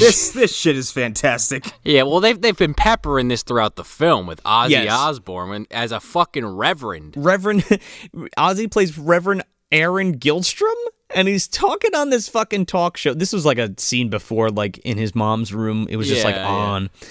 And he's like... He's on this talk show, and this talk show host is like, he's like, oh, here's a rock album by, it's fucking up our youth, and it's called "Do It Like a Dog." He's like, what do you think about that, Reverend? And he's like, oh, do it like a dog. What does that mean to you? And he's like, saying like a lyric from it. He's like. Take my chrome shuttle into your fucking valley. Take my chrome shuttle into your valley inside you. Feel me. Penetrate deeply. Yeah. And mind you, Ozzy's wearing like a fucking like sweater vest, and he's got his hair like parted like a fucking like... He's like, what happened to love? Love is what we need to sing about. Sharon! I had to get that in there somewhere. And this is drunk out of his mind Ozzy Osbourne, like, era. And you can even hear it because he's stuttering a little bit. Like, almost killed his wife, Ozzy Osbourne, because he was so fucked up on vodka. Cut to what we were just talking about, the Sammi Curr reveal. The TV turns on, and the show is still playing, right? And Sammy is able to manipulate shit via, like, electricity and stuff, and he, like, puts his finger on the television and man, I don't even know how you want to say this, like, squeezes Ozzy's head and, like, turns it off, turns the TV to static. It's such a cool fucking thing, man. It's the real world equivalent of taking your fingers and just kind of, like, imagining you're squeezing someone's head from a distance, except he can actually do that. Yeah, and, like, Ozzy, like, totally feels it, like, on the program, like, wherever that's being shot. He jerks off to the right, and then the TV cuts. Well, then the next day... there's like a fucking news report on in the background commenting on how that guy died from like a brain aneurysm. Yeah. Nothing weird about that. So he totally killed his ass. And then, like, right after that happens and Sammy disappears and when his mom comes up, he, like, Eddie goes ape shit and just fucking smashes his everything to fucking pieces. Yeah, he smashes his entire setup. He starts hitting he's got, like, a fucking 4-piece stereo system. Like, he's got the record player, he's got the tape deck, what I imagine is, like, I don't know, the mixer, and then something else. Yeah, he's got, like, the head unit and these giant speakers and shit, and his mom comes in, she's like, Jesus Christ, what'd you do to your record player? And he's like, I wanted a new one. If I was his mom, I'd have beat the hair off his body. Well, he's grounded, man. He's fucking grounded between destroying his records and his fucking equipment and, failing that midterm. He's, he's on fucking thin ice. Yeah, man. She's a pushover, but she only takes so much, I wanted a new one. All right, fine. He calls Roger because he's like, I can't leave the house. I'm grounded. He's like, you got to go into Tim's car and break into it and steal this fucking silver cassette and destroy it. Yeah, because he figures out that Sammy can only appear when the music is played. Right. And Roger's just like, you want me to do what? Break into the fucking bully's car for a stupid cassette tape? But he does. And he does so in broad daylight, wearing a black beanie, a black jacket. He's dressed like a burglar. Like, yeah. He's like Harry Lime. Or Eobard Thawne in fucking Prehysteria 3 when he's like creeping around the goddamn golf course. But like, it's like 9 a.m. and the sun is just beaming down on him, and this car is like bright orange. I'm like, everyone sees you. And like his shimmy is like a fucking clothes hanger that he bent. Yeah, a yellow a wire hanger that he's turned into a fucking lockpick. And the most he looks, he does like a double take just to like kind of look both ways, and then he just starts jimmying it. And he's like, I'm gonna die. And then he realizes that the fucking door's open and just opens the door. That's what I thought the implication was there. He just looks in and he's like, ugh, and then just opens the door. Well, then he goes to leave and he leaves the fucking wire hanger sitting there and he has to come back for it. Love that they hung on the wire long enough for you to go, he left, he came back for it. Yeah. And then he starts his fucking motorbike up. That he has to pedal to get revved? Yeah, it primes the engine or gets it going or whatever. Yeah, I've just never seen one or owned one, so. Yeah, when we say motorbike, we're not talking about a motorcycle or a moped or a mini bike. It's like a bicycle with a motor on it that you have to prime by pedaling. Yeah. Well, then, it's the same night as this fucking big Halloween party, but because Eddie's grounded, he can't go. Right. So he's sitting there kind of waiting to hear back from Roger, and he doesn't hear anything, and you come to find out Roger didn't, he didn't do anything with this cassette. He's just like, yeah, I'm going to destroy it.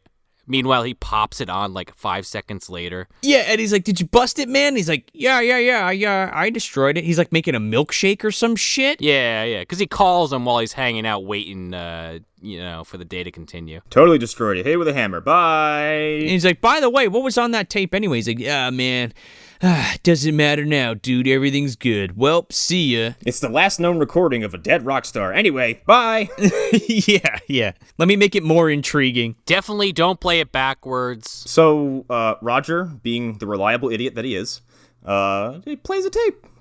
Sure does. Fucking pops that right in, hits play. Yeah. And then proceeds to making his banana fucking ice cream milkshake or whatever the fuck he's making. And then, Sammy pops on through the fucking speakers and, like, makes his milkshake, like, spill all over the place and shit. Yeah, because he has, like, very limited control over houseware appliances, apparently. Anything that has electricity, he can kind of influence. Somebody asks him what his powers are, he just does jazz hands. Like, he's like, I don't know. I just make it up as I go along. As long as the music is being played, he can influence the electrical devices. Mm-hmm. So, or if there's, like, a radio there or a television. Anything that he can play himself through. This scene has a moment that made me laugh harder than I think most of the movies we've sat through, because it's glorious. He's threatening Roger, and Roger's like kind of being hesitant, and then the TV pops on again, and we get more of these talking heads. These moral. Oh, it's the church. It's the old lady from earlier. Yeah, from the beginning. Yeah, it's these moral panic instigators, and she's like, blah blah blah, the devil's music, and then Sammy reaches into the TV, grabs her by the throat, pulls her out, and immediately fries her into a husk. But the way it's filmed is comical. Okay, because she's like, she has a full, she's like, ah! Like, it's beautiful. He reaches, I think my favorite part about this scene is that when he reaches through the television, I can only imagine what's happening like in the studio. This giant hand coming in and choking this woman and pulling her through a television camera. But the ass end in fucking Roger's house, he pulls this woman through the television, but she's the same size she is on the TV. Yeah. So she's like 3 feet tall or like 2 feet tall. Yeah. And she's this husk, and he fucking fries her and throws her on the ground, and she explodes into dust. It is as silly as the end of Nightmare when Nancy's mom gets sucked through the fucking window that's 3 inches wide. I gotta admit, though, that wasn't even the funniest part to me. The funniest part is next fucking scene, Roger's got a vacuum out trying to fucking clean up this corpse. He's vacuuming the ashes. He's got a dustbuster sucking this fucking lady up off his carpet. He's doing it in like the worst way. He's just like taking the vacuum cleaner and just slamming it against giant chunks of this woman. I'm like, you're just making a bigger mess. Pick up the pieces. Just pick up the big parts. And put it in a bag. And the whole thing that Kerr wants him to do is basically play his cassette at 8:00 tonight at the fucking party. And because that's the concert that they denied him, right? Right. So while this is all going on, Eddie is under the impression that everything's honky-dory. He's just going to kind of kick up and relax for the night and give candy to trick-or-treaters. Well, first of all, his mother's boyfriend shows up, I guess. Or whatever. This Keith Apicary-looking motherfucker in this Rambo outfit. Yeah, this fucking Zardoz-looking asshole shows up to the fucking front porch. He goes, "Die, commies," and he's like all proud of himself. He's like this skinny twig of a man. And then his mom comes out looking like Linnea Quigley from fucking Night of the Demons. Yeah, or like Jewel or some shit. But they go out, and then I forget if Roger calls him or if he calls Roger, but Eddie gets the information that, yeah, I didn't actually destroy the tape. No, what happens is Roger goes to play the fucking tape at the dance, and Leslie stops him. Oh, yeah, I'm sorry. Go ahead. That's my bad. No, it's cool. And she's like, "Oh, Roger, where's Eddie?" She's like, "He's grounded or whatever." And she's like, "Oh, shit." And then apparently Leslie has Eddie. Well, I guess she got it from Roger. Anyway, she calls Eddie, and Eddie picks up the phone, and he's like, "Hey, Leslie, what's up? What are you doing?" She's like, "Oh, nothing at the dance. What are you doing?" She's like, "Oh, I'm grounded. My mom grounded me," or whatever. And he can hear Sammi Curr, like the album being played in the background. He's like, "What the fuck is that in the background?" She's like, "Oh, it's just some tape Roger put on." And he's like, "Motherfuck," and he like hangs up. Right.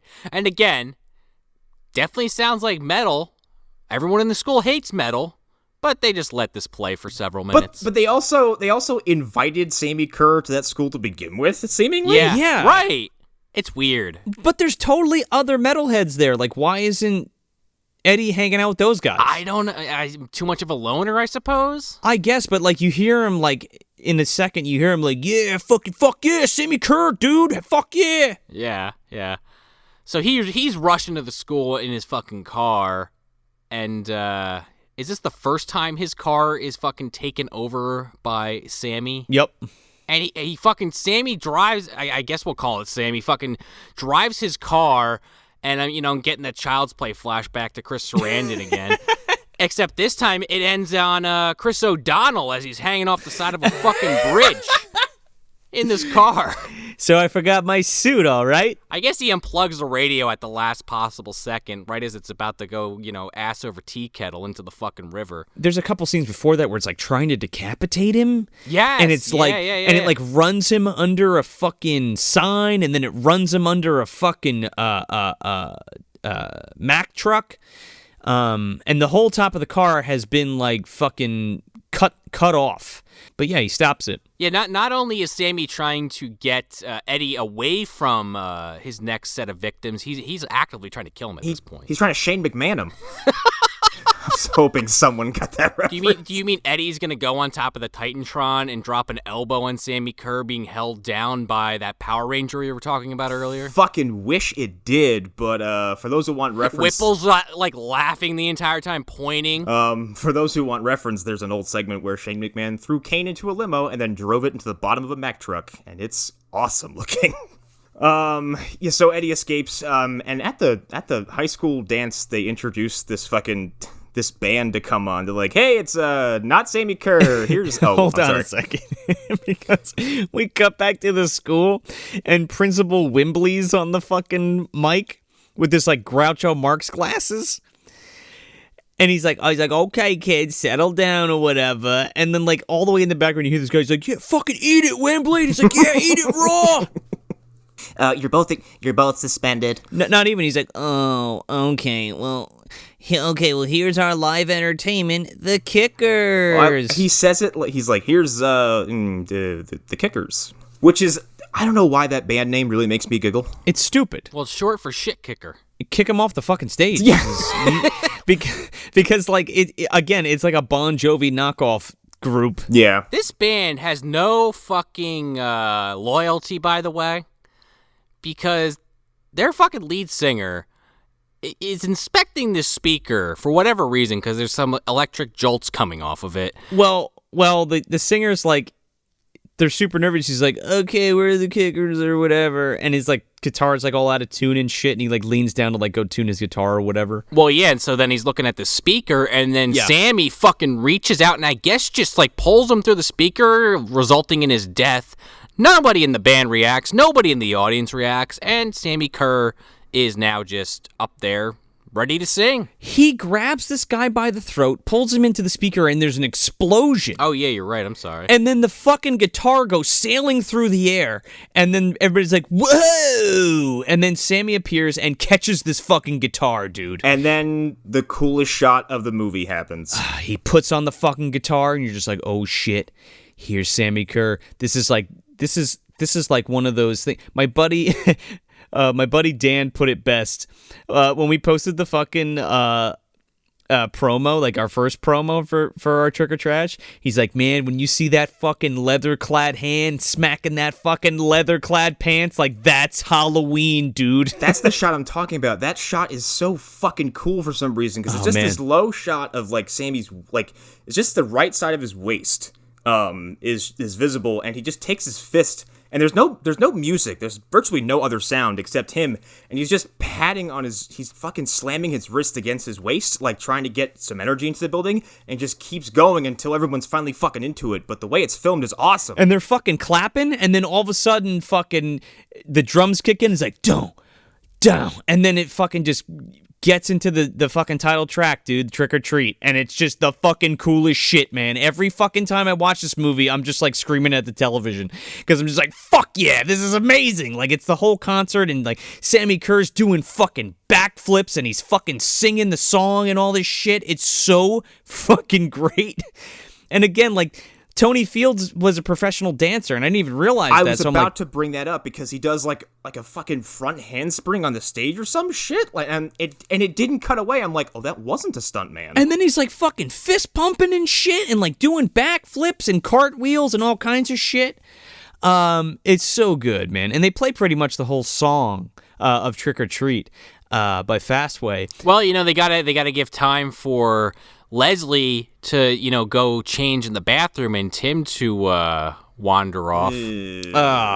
That's something I didn't need in this movie. Me either. Yeah, and I'm glad he gets what happens to him. Well, the just desserts come. But first we get Sammi Curr going into the fucking solo portion of the song and zapping people into dust. Literally. He's holding his guitar like a cannon, and he is shooting lightning bolts at people in the crowd. It's a fucking love gun, man. It's fucking amazing. The fucking guitar shooting out smoke and sparks, and people are fucking exploding. He shoots Humpty Dumpty. He shoots the fucking, Principal Wimbley, and his fucking Groucho Marx glasses hit the ground in a fucking pile of dust. And at first, people love it like it's a Death Clock concert, like they all went there to be murdered. Well, I don't think anyone's really processing it yet. And then, like, as like more bodies are starting to drop, they're like, "Oh fuck, get me out of here!" Oh yeah, then pandemonium happens and people just start fucking running all over the place. That's way too many people to be extras. And then Sammy turns around and like zaps the drummer and he explodes. Yeah. And then finally the band is like, "Oh shit!" And then the music stops. Yeah. Oh, that's not our lead singer. Oh no, not us. Yeah, don't kill us. The kids are fine. Oh, fuck those high schoolers. Oh, man. He, like, zaps on top of a fucking basketball net. Dude, yeah. he does, like, a fucking triple flip in the air and, like, lands on it. And then does a triple flip off of it onto the floor. Yeah, he, like, swings like fucking Tarzan and, like, does this flip between his legs. It's pretty cool. Well, then while he's doing that, Eddie kind of arrives, and he's like, he goes to Roger. He's like, oh, where is Leslie? Where's Leslie? And he's like, oh, I don't know, man. He's like, what did you do, Roger? What did you do? He's like, I really fucked up. He sure did. He feels so fucking bad. So Eddie runs in, and we cut to Leslie getting changed, kind of like, I don't know if she just used the bathroom or she's changing her shirt. But Sure. Tim comes in, and she's only in her bra.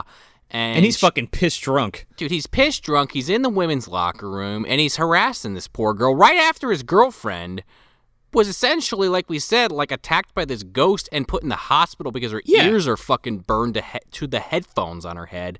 And he's like trying to fucking like do something to this poor girl. Yeah, he's like, oh, you're not making it with Weinbauer, are you? He's like, oh, I just want to make sure that you're okay, babe. And then he tries to, like, make out with her, and he's like, we fucked once. And she's like, get off me, you scumbag. And he fucking smacks her down, dude. Yeah, to the ground. Yeah. And he's like, oh, sorry about that. Sorry, Leslie. And then she fucking runs away from him, thank God. Well, then Eddie arrives, like, right after that while, you know, Tim is kind of getting his bearings. And you can kind of see in the distance, like, the electricity forming behind Tim. I love that. Yeah, well, Eddie fucking finds the tape and breaks it, and then he, like, runs down this hallway. All right. And then he sees Tim. And he even tries to warn Tim, for as much as a piece of shit as this guy's been to him for God knows how long, he still doesn't want him to die. Yeah, man. And he doesn't listen. He pushes Eddie to the ground and kind of like snarls at him. And then, sorry, Tim, should have taken Eddie's advice because here comes Sammy behind you. Sammy chokeslams this idiot into walls several times before finally holding him up by his throat, licks his finger, sticks it in his mouth, all the while being supercharged with electricity, and fucking blows his head up. Dude, he wet willies this fucking outlet, and then fucking Tim's head explodes. Yeah. I will say, this is where, because I didn't realize it yet at this point in the movie, but we haven't seen a drop of blood yet.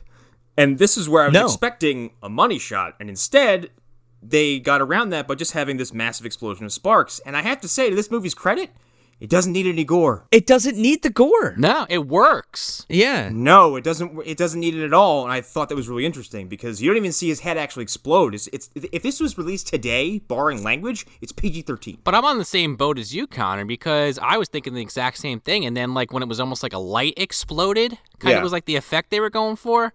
I was like, you know what? Actually, with the electricity powers and the rock and roll theme, heavy metal and whatnot, it kind of works like really well. That it's just this implied thing. Yeah, it looks like pyrotechnics, so it kind of fits the whole rock and roll aesthetic anyway. And like Joe was saying earlier, when he zaps people, it's just, it's like a comical thing just falls to the ground, but they're dust otherwise.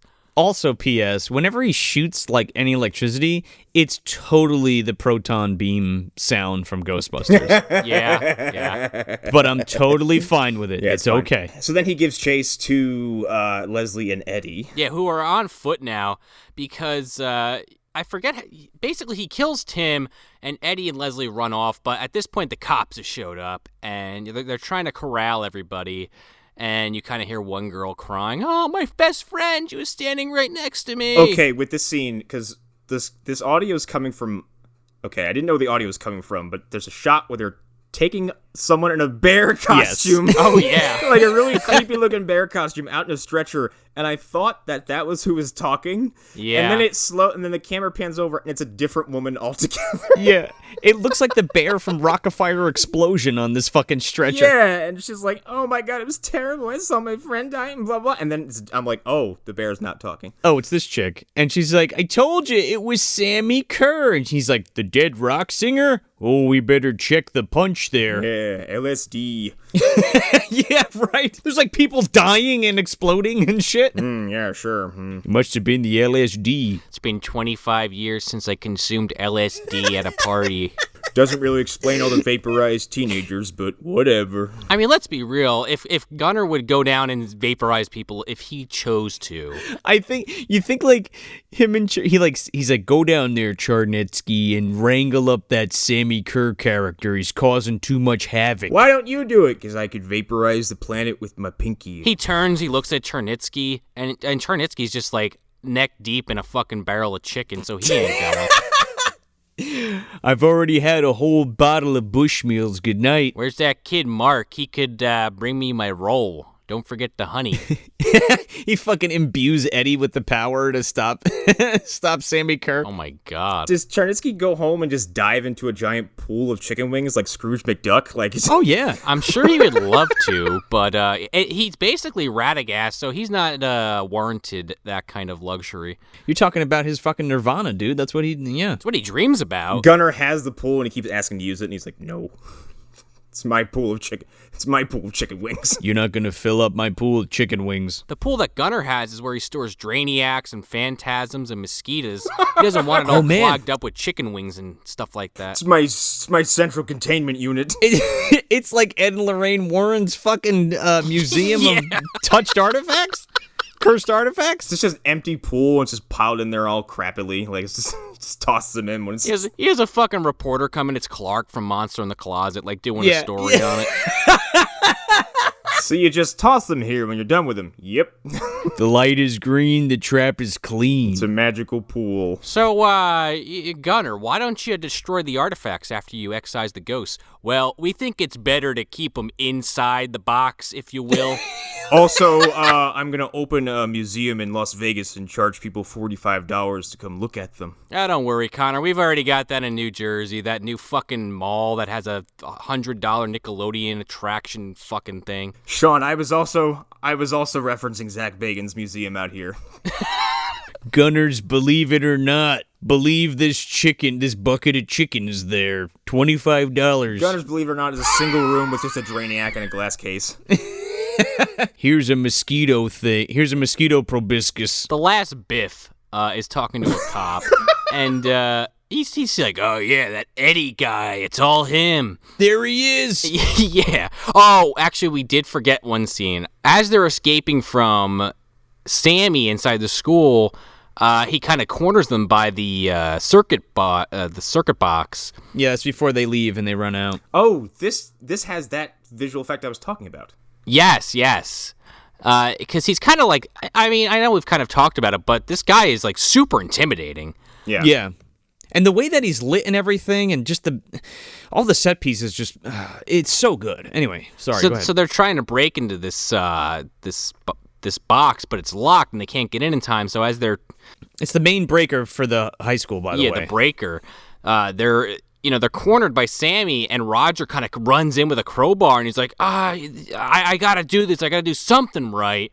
And Eddie's freaking out. No, Roger. And he literally takes his crowbar to like the center of this breaker and just like blows it out, which, knocks all the electricity in the school out, which, turns the music off and makes Sammi go away. But Roger's fucking dead. Or is he? Because he rolls over and he's just like, no, I'm not dead, but thanks for checking. We never see him again. No, he fucks right off. But he did something nice. Yeah, but when Sammi is temporarily defeated here, like, the box explodes, and he turns around to look at Roger, but before he finishes the turn, like, he evaporates into, like, I can't describe how it's done, but he kind of, like, he dissipates in like an electrical field, but it looks way ahead of its time as far as just like pure tech and what they had available to use. It's flawless looking. Again, like, not only are like the practical effects great, but like the visual effects, like the compositing effects are fucking excellent. They're top notch, dude. We didn't even talk about how good the fucking TV scene looked when he pulled that woman out, because it's seamless. All the effects in this movie are seamless. Or when he fucking pulls the dude into the I mean, we talked about it, but like the way it looks, like when he pulls the dude into the fucking speaker, it looks great. Yep. Oh yeah. So yeah, after the final Biff blames Eddie for everything, the cops are on the hunt for him. So him and Leslie just, go on foot. Roger's hanging back. He's fucking done. And they essentially like figure out that they Well, actually, no. They have to go back to the house because Eddie's like, oh, we got to destroy this tape. Like, we can't let anyone hear this anymore.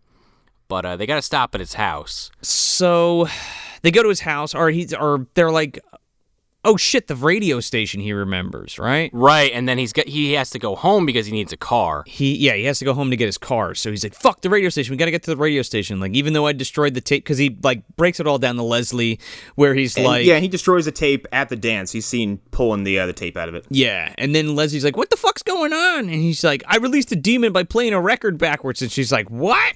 Don't ask questions.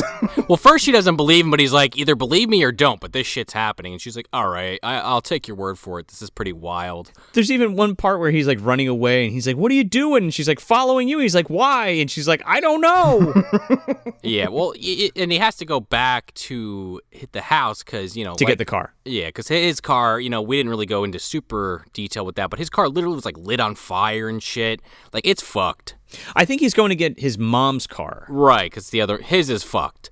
So as they're running back, they're like, oh, fuck. Like you were saying, the radio station, they're going to play this at midnight. What time is it? Oh, it's 11:59. Yeah, right? How many minutes? Literally a minute. We have a minute. So by the time they get to the house, it's already started. And because, you know, I thought this was pretty clever. I was under the impression that Gene Simmons was just at the fucking radio station, but, like, it's just like a preloaded tape. Because, of course, why the fuck would he be there at midnight on Halloween? Exactly. Yeah, he's got better shit to do, like Coke. Yeah, and they do... Like not be in the movie because he only agreed to be a cameo. Yeah, exactly. Yeah.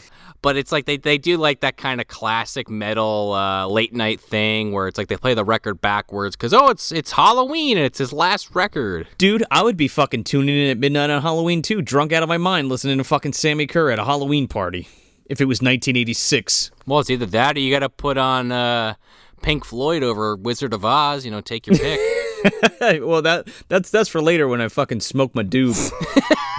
Yeah, so they go to the house and he's like, they're like outside because the cops are chasing them, so they like hide behind a tree, right?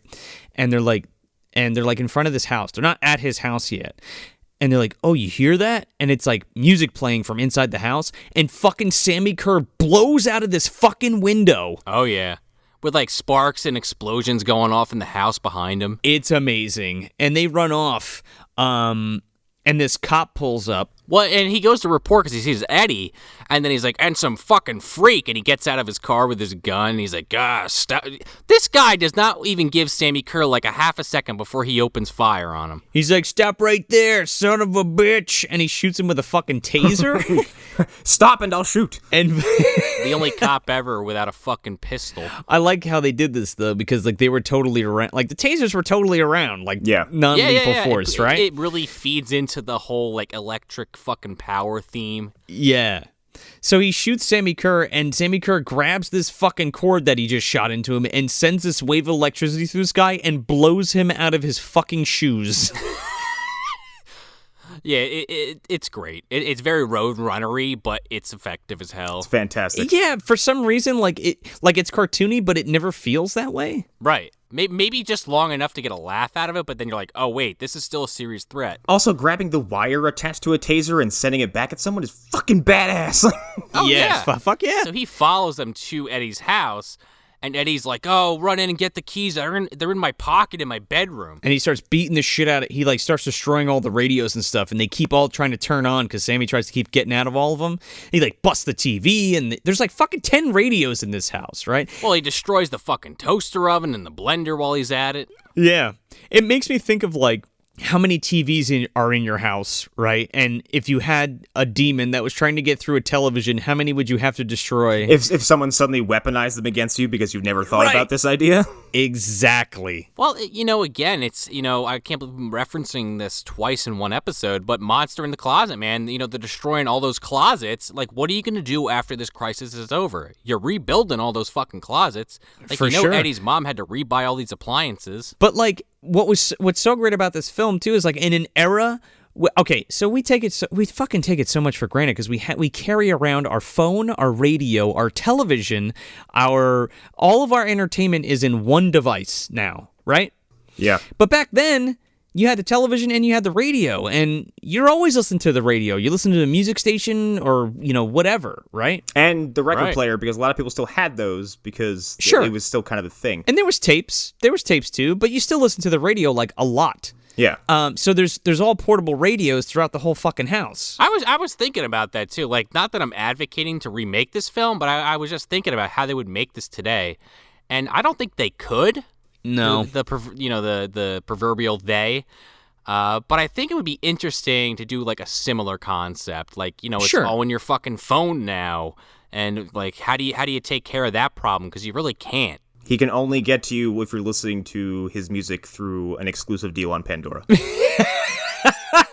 Spotify only, fuckface. Like I don't know. I was just trying to think of the logistics of that if it was made in 2019, and I like couldn't wrap my head around it. Because everything is so accessible now, it's like almost not scary, right? Yeah. Well, it's scary in a different way. Scary in a different way, right? But like you can put the buck somewhere back then, right, and just stop that shit, especially in your own house. But now, like everything's connected. The way we get our entertainment. On the flip side, you could just if let's say this was happening today, you could just throw your phone on the floor and step on it and be done with it. Actually, if it happened today and it came from a record player, nobody would know what the fuck to do with it because kids would find me a record player. What's a record player?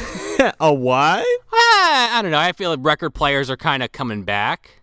I think I was reading a stat recently that it's like the first time in like over a decade or 2 decades that records outsold CDs. Yeah, well, that's a whole nother thing, and I'm totally that guy, but I buy mostly just horror soundtracks. No, yeah. I mean, there's a huge market for it now. But regardless, like you're saying, Eddie destroys all the appliances, and Leslie finally finds the keys. No, she doesn't. She can't find the keys, and Eddie goes, "Oh fuck, they might be in the bathroom." They're in my pants in the bathroom, but there's a shower radio in there, and Sammy comes through the fucking shower radio. Because of course there is. Well, I feel like we need to expand on that slightly because they go in the bathroom, they get the keys out of the fucking pants, and from the other side of the door, you just kind of see shaking, and these 2 little lights on the wall start blinking. Oh, man, you see his handprints on the fucking door. Oh, that shit is awesome. It's great. And there's a really good visual gag thing. I don't know what to call this, but... Effect. Yeah, and he puts his hands on the door, and it starts burning, but it like cuts away, and it cuts back, and... He's not doing this, I don't think, but the way that the flames singe the door almost look like he's throwing up horns, and it's pretty fucking cool. Oh, maybe, yeah. I can't remember that. All I remember is like the hands, the pressing singeing against it. around his burned hands print essentially look like that, to me at least. I don't know if that was the intention or not. And then, of course, because he's burning the door literally, he just kind of steps through it. No, it fucking explodes. The door explodes open. Yeah. And then as he's rushing in, what does Eddie throw at this guy? A hamper or some shit? It's like a hamper, like a small vanity. He like throws it at him, and he like trips, and his hand goes into the fucking toilet. Okay, I really thought that this movie was about to end with the villain of the film getting sucked down a toilet. Almost. It's good foreshadowing. I like how they do this though. Like they establish the fact that his weakness is water. Yeah, because that makes sense. Yeah, well, yeah. Magic or not. They've already in previous scenes established that this guy can physically interact with the real world, so it's not fair. It's not jarring like Boogedy, where it's like all of a sudden this guy's taken down by a vacuum. It's like, oh no, they've kind of established that he can pick people up and stuff of that nature. Yeah, and we keep referencing Nightmare because I feel like there's a lot of weird parallels, but like, yeah, you can. It is like Freddy. Once you bring him into the physical world, or in this case, Sammy, he brings himself in. Like he is extremely vulnerable to lots of stuff. I think you're kind of really stretching the imagination to make that comparison, but like I get what you're trying to say. I feel like these films are very different, but in that respect, sure. Yeah, but as far as the rules go, yeah. Connor's absolutely right. Once he steps into our world, he is vulnerable. Well, he's vulnerable to an extent, like whatever, I mean, his only weakness is really water and vanities or hampers. But oh no, plastic toilets. Ah, shit. So he sticks his hand in, he falls and he fucking plants a hand right in a toilet, and Leslie like flushes it, and like you think he's gonna be sucked down this fucking drain, right? It really builds up to that. It does, doesn't it? It's all smoking and shit, and he's screaming. They run out of the house, and they're like, "Fuck, we gotta like hotwire my mom's car because they don't have the keys?" Question mark. No, they get the keys. I think he's trying to rip the radio out. Oh, okay, yeah. But he takes too long. Yeah, and like Sammy's upstairs, he's screaming. There's fucking lights flashing. Looks like the end of Poltergeist up there. He's like, "I'm not being beaten by a toilet." And then it just stops, and you're like, "Oh fuck!" And even Leslie's like, "Oh shit!" And then bam, the car turns on. But Eddie is actually able to get out this time before the fucking car takes him on a joyride, and it just like starts driving away backwards down the street. So then he sees the cop car from earlier, and I guess he's just like, well, we need to get to this place fast, so fuck it. So him and Leslie get in. He rips the radio out, throws it out the window, and just starts fucking driving. Yeah. And his mom's car kind of does like a loop around the curb, coming right back at him, and he kind of dodges it real quick.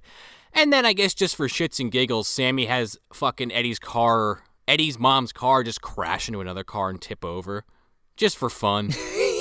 it runs up on the side of it and like flips over. Well, you know, metal. I don't know. Yeah, he's just like, because fuck you. Break your shit. He just gets distracted by doing metal things while he's being evil. Like, yeah, because he's not a fucking pussy poser, man. Well, okay. Well, they get to the radio station, and there was like a scene maybe one or two before this where he tries to call the radio station and nobody picks up, and there's just like this fucking guard sleeping. So they finally arrive, and said guard is dust, and the only thing left is his fucking hat and his shoes that are kicked up on the desk. He fucking went full pixie stick, dude. He's all over the place. Oh no. They of course have music playing all over the place because it's a fucking radio station, but I love this where they go in. And I was having flashbacks to Independence Day. I was waiting for fucking Gene Simmons to fucking come up to the window with a wire around his neck, but we don't get that. I wish that happened. Kill me. Die. Peace. No peace. It's so cool though because like it's just like this purple and blue light with all this electricity like shooting around in the fucking DJ booth, and like there's just shit flying around like Poltergeist style. It's really cool. Yeah. And he's like protecting the tape because the tape is playing and being broadcast, so he can like go anywhere that's has a radio, right? Because he like tunes it to that station, and then he can like jump out. It's really fucking cool. So it's like. I just really like the idea that he is defending it, because I feel like that's kind of an understated idea in these types of movies where it's just like, sure. Oh, they have a weakness, but it's just very vulnerable. The thing that hurts them is always left out in the open or unsupervised, or, you know, it's unattended. Yeah. It's a little detail, but I thought it was really cool. Yeah, no, totally. So he's like, all right, we got to stop. So Eddie figures that out, and he's like, all right, fuck, we got to distract him, right? So, okay, so you stay outside the station. I'm going to get in the car and count. He says, like, count to, like, 100 Mississippi or some shit. And he throws a portable radio in the back of the cop car and then is just driving around the station. Well, and he says after 100 Mississippis, run in and rip the tape out and destroy it. So he's driving around with this fucking radio in the back seat of the cop car. And he's like calling out fucking Sammi Curr. He's like, "Come on, Sam, you fuck you, man." He's like, "Oh, you're this and you're that." And then he finally calls him a fucking metal poser pussy or some shit like that.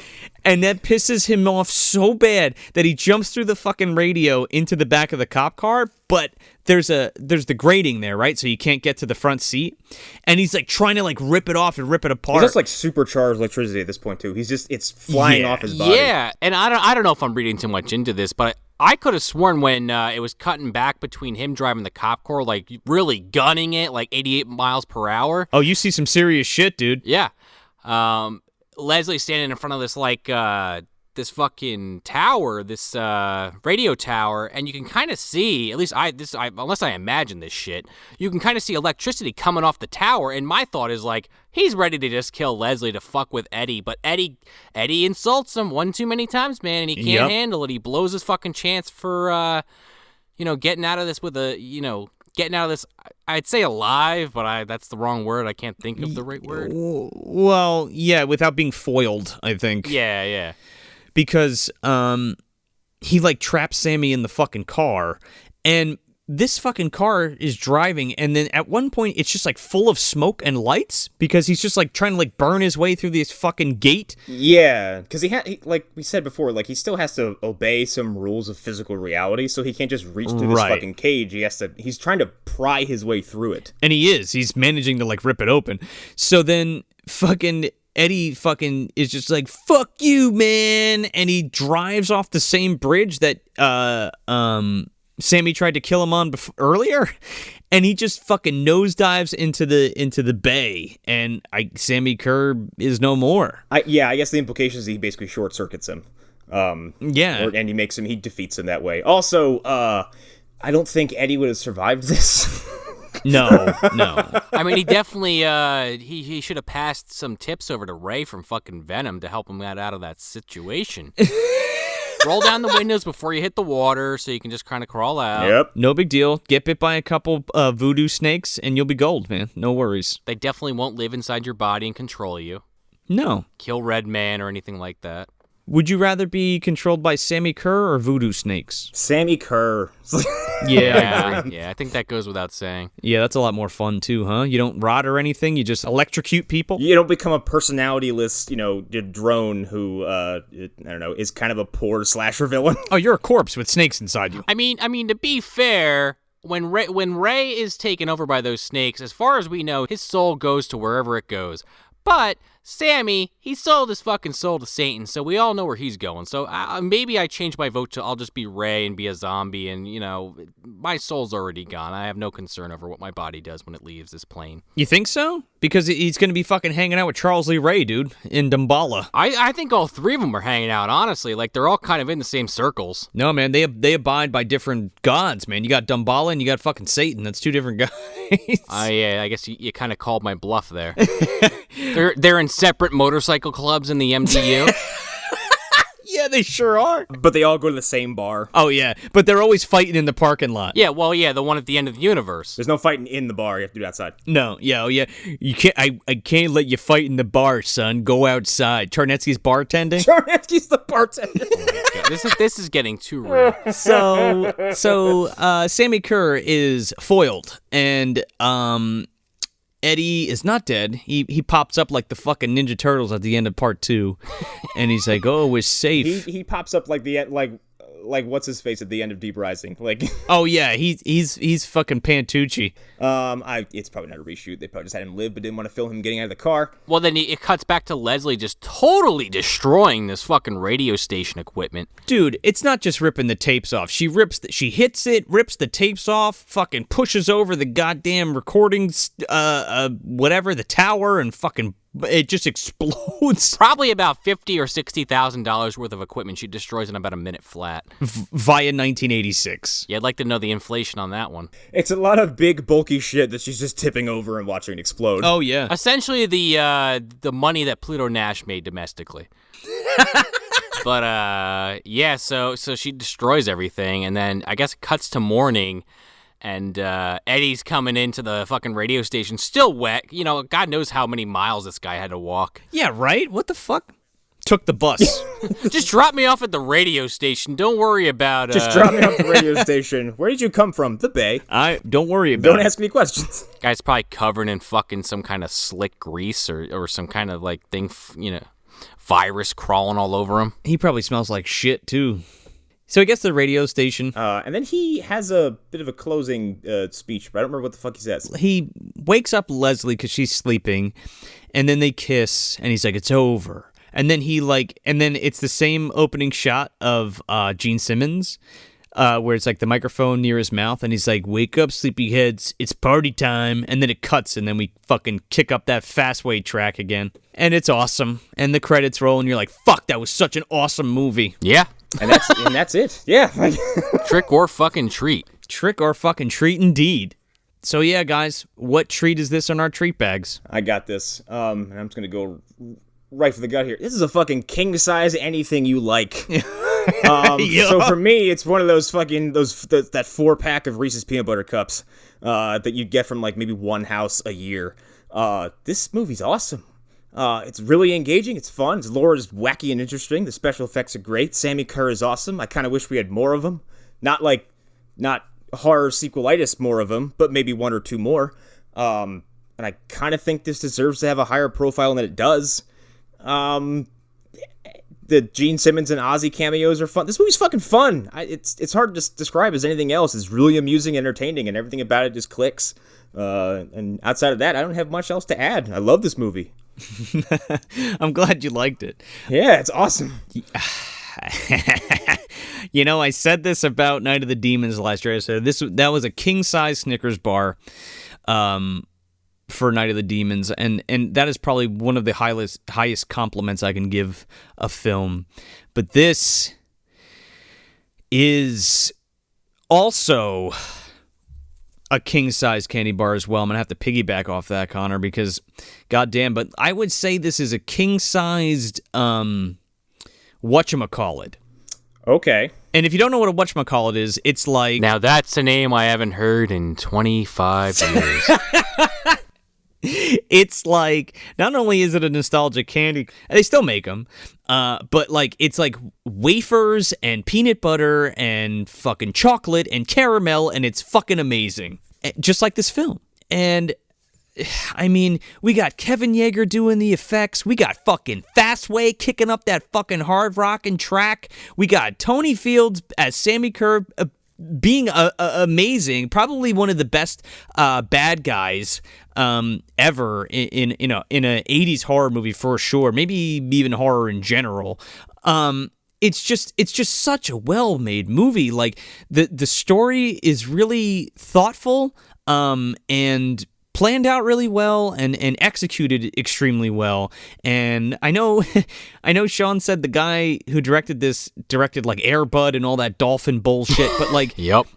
This is his fucking masterpiece, dude. This is his magnum opus is Trick or Treat. He should have quit while he was ahead, but I guess he wouldn't be able to pay his bills. I guess not, but like every scene, I mean, from the cinematography to the actual direction of the film, it is just beautiful. It's really nice to look at. It's inventive. It's not your run-of-the-mill fucking run-and-gun horror movie. It's thoughtful, I guess is what I'm saying. Especially the sequences where Sammi appears, and pretty much anything with Sammi is very... They set that tone so fucking well, just like between the practical and the digital. It just marries very well, and it holds up excellent. You know, Mark Price is great as Eddie Weinbauer. He's bringing it, and it's just... I watch this movie every Halloween, and I watch this and I watch Night of the Demons every year. And I just don't know which one I like better, but I like both of them about the same for different reasons. Like, whereas like Night of the Demons is this straight up horror film, horror, gore-laden, demon movie, right? But this movie is more like, kind of like coming of age. It has a lot more to do with like they care about the characters more, I think, in this film, especially Eddie, and like growing up and being bullied and kind of how you deal with that and kind of getting past that and being yourself, right? So there's kind of like a message here, which I would say would be greater than, Night of the Demons, whereas Night of the Demons is just like a good time. This is also a great time, but I feel like it's just a different thing. But yeah, I fucking love this movie so much. And again, like I'm glad I got to share this with you guys, just like a few other films that we've done so far. But yeah, I fucking love this movie. I loved it too, and I think I'm gonna kind of go with Connor to a point here, and it's definitely a peanut butter cup for me. One of my favorite candies.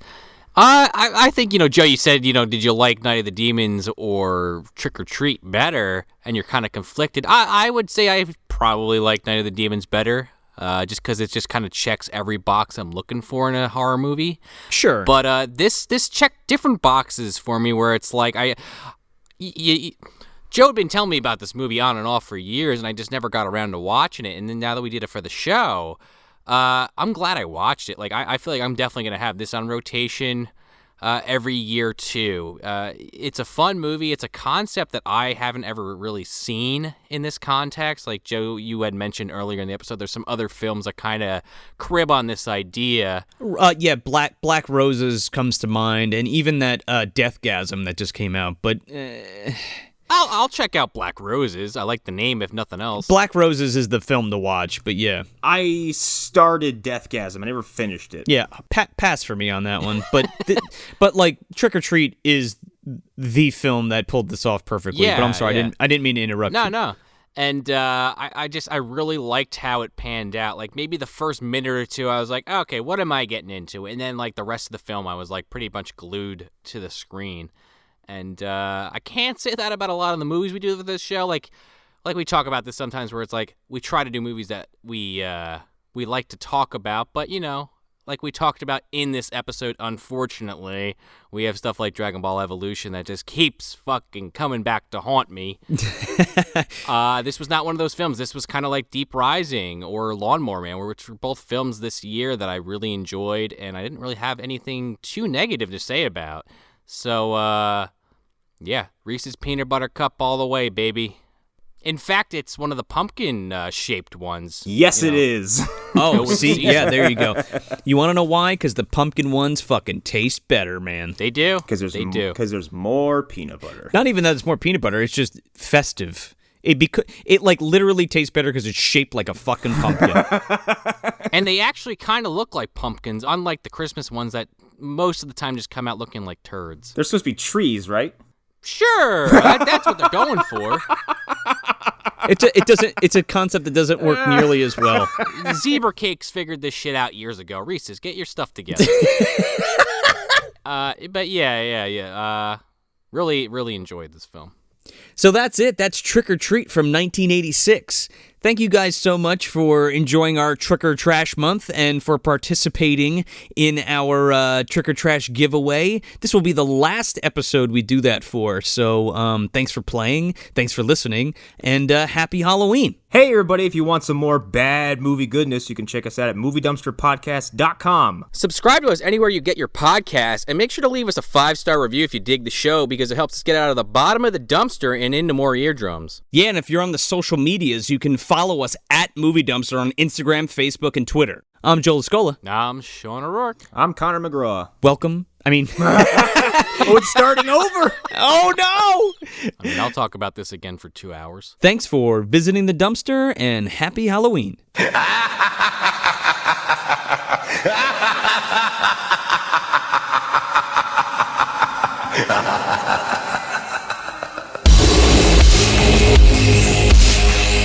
on. Isn't that a little chancy? I mean, this is Halloween, the night when all the creepy things are supposed to stalk the earth. It deals with demons, demon resurrection, and those forces which roam the forest and dark bowers of man's domain. The first few pages warn that these enduring creatures may lie dormant, but are never truly dead. It's Halloween, gentlemen. Halloween! Have you forgotten? They're coming to get you, Barbara. You know, it's Halloween. I guess everyone's entitled to one good scare. Trick or treat.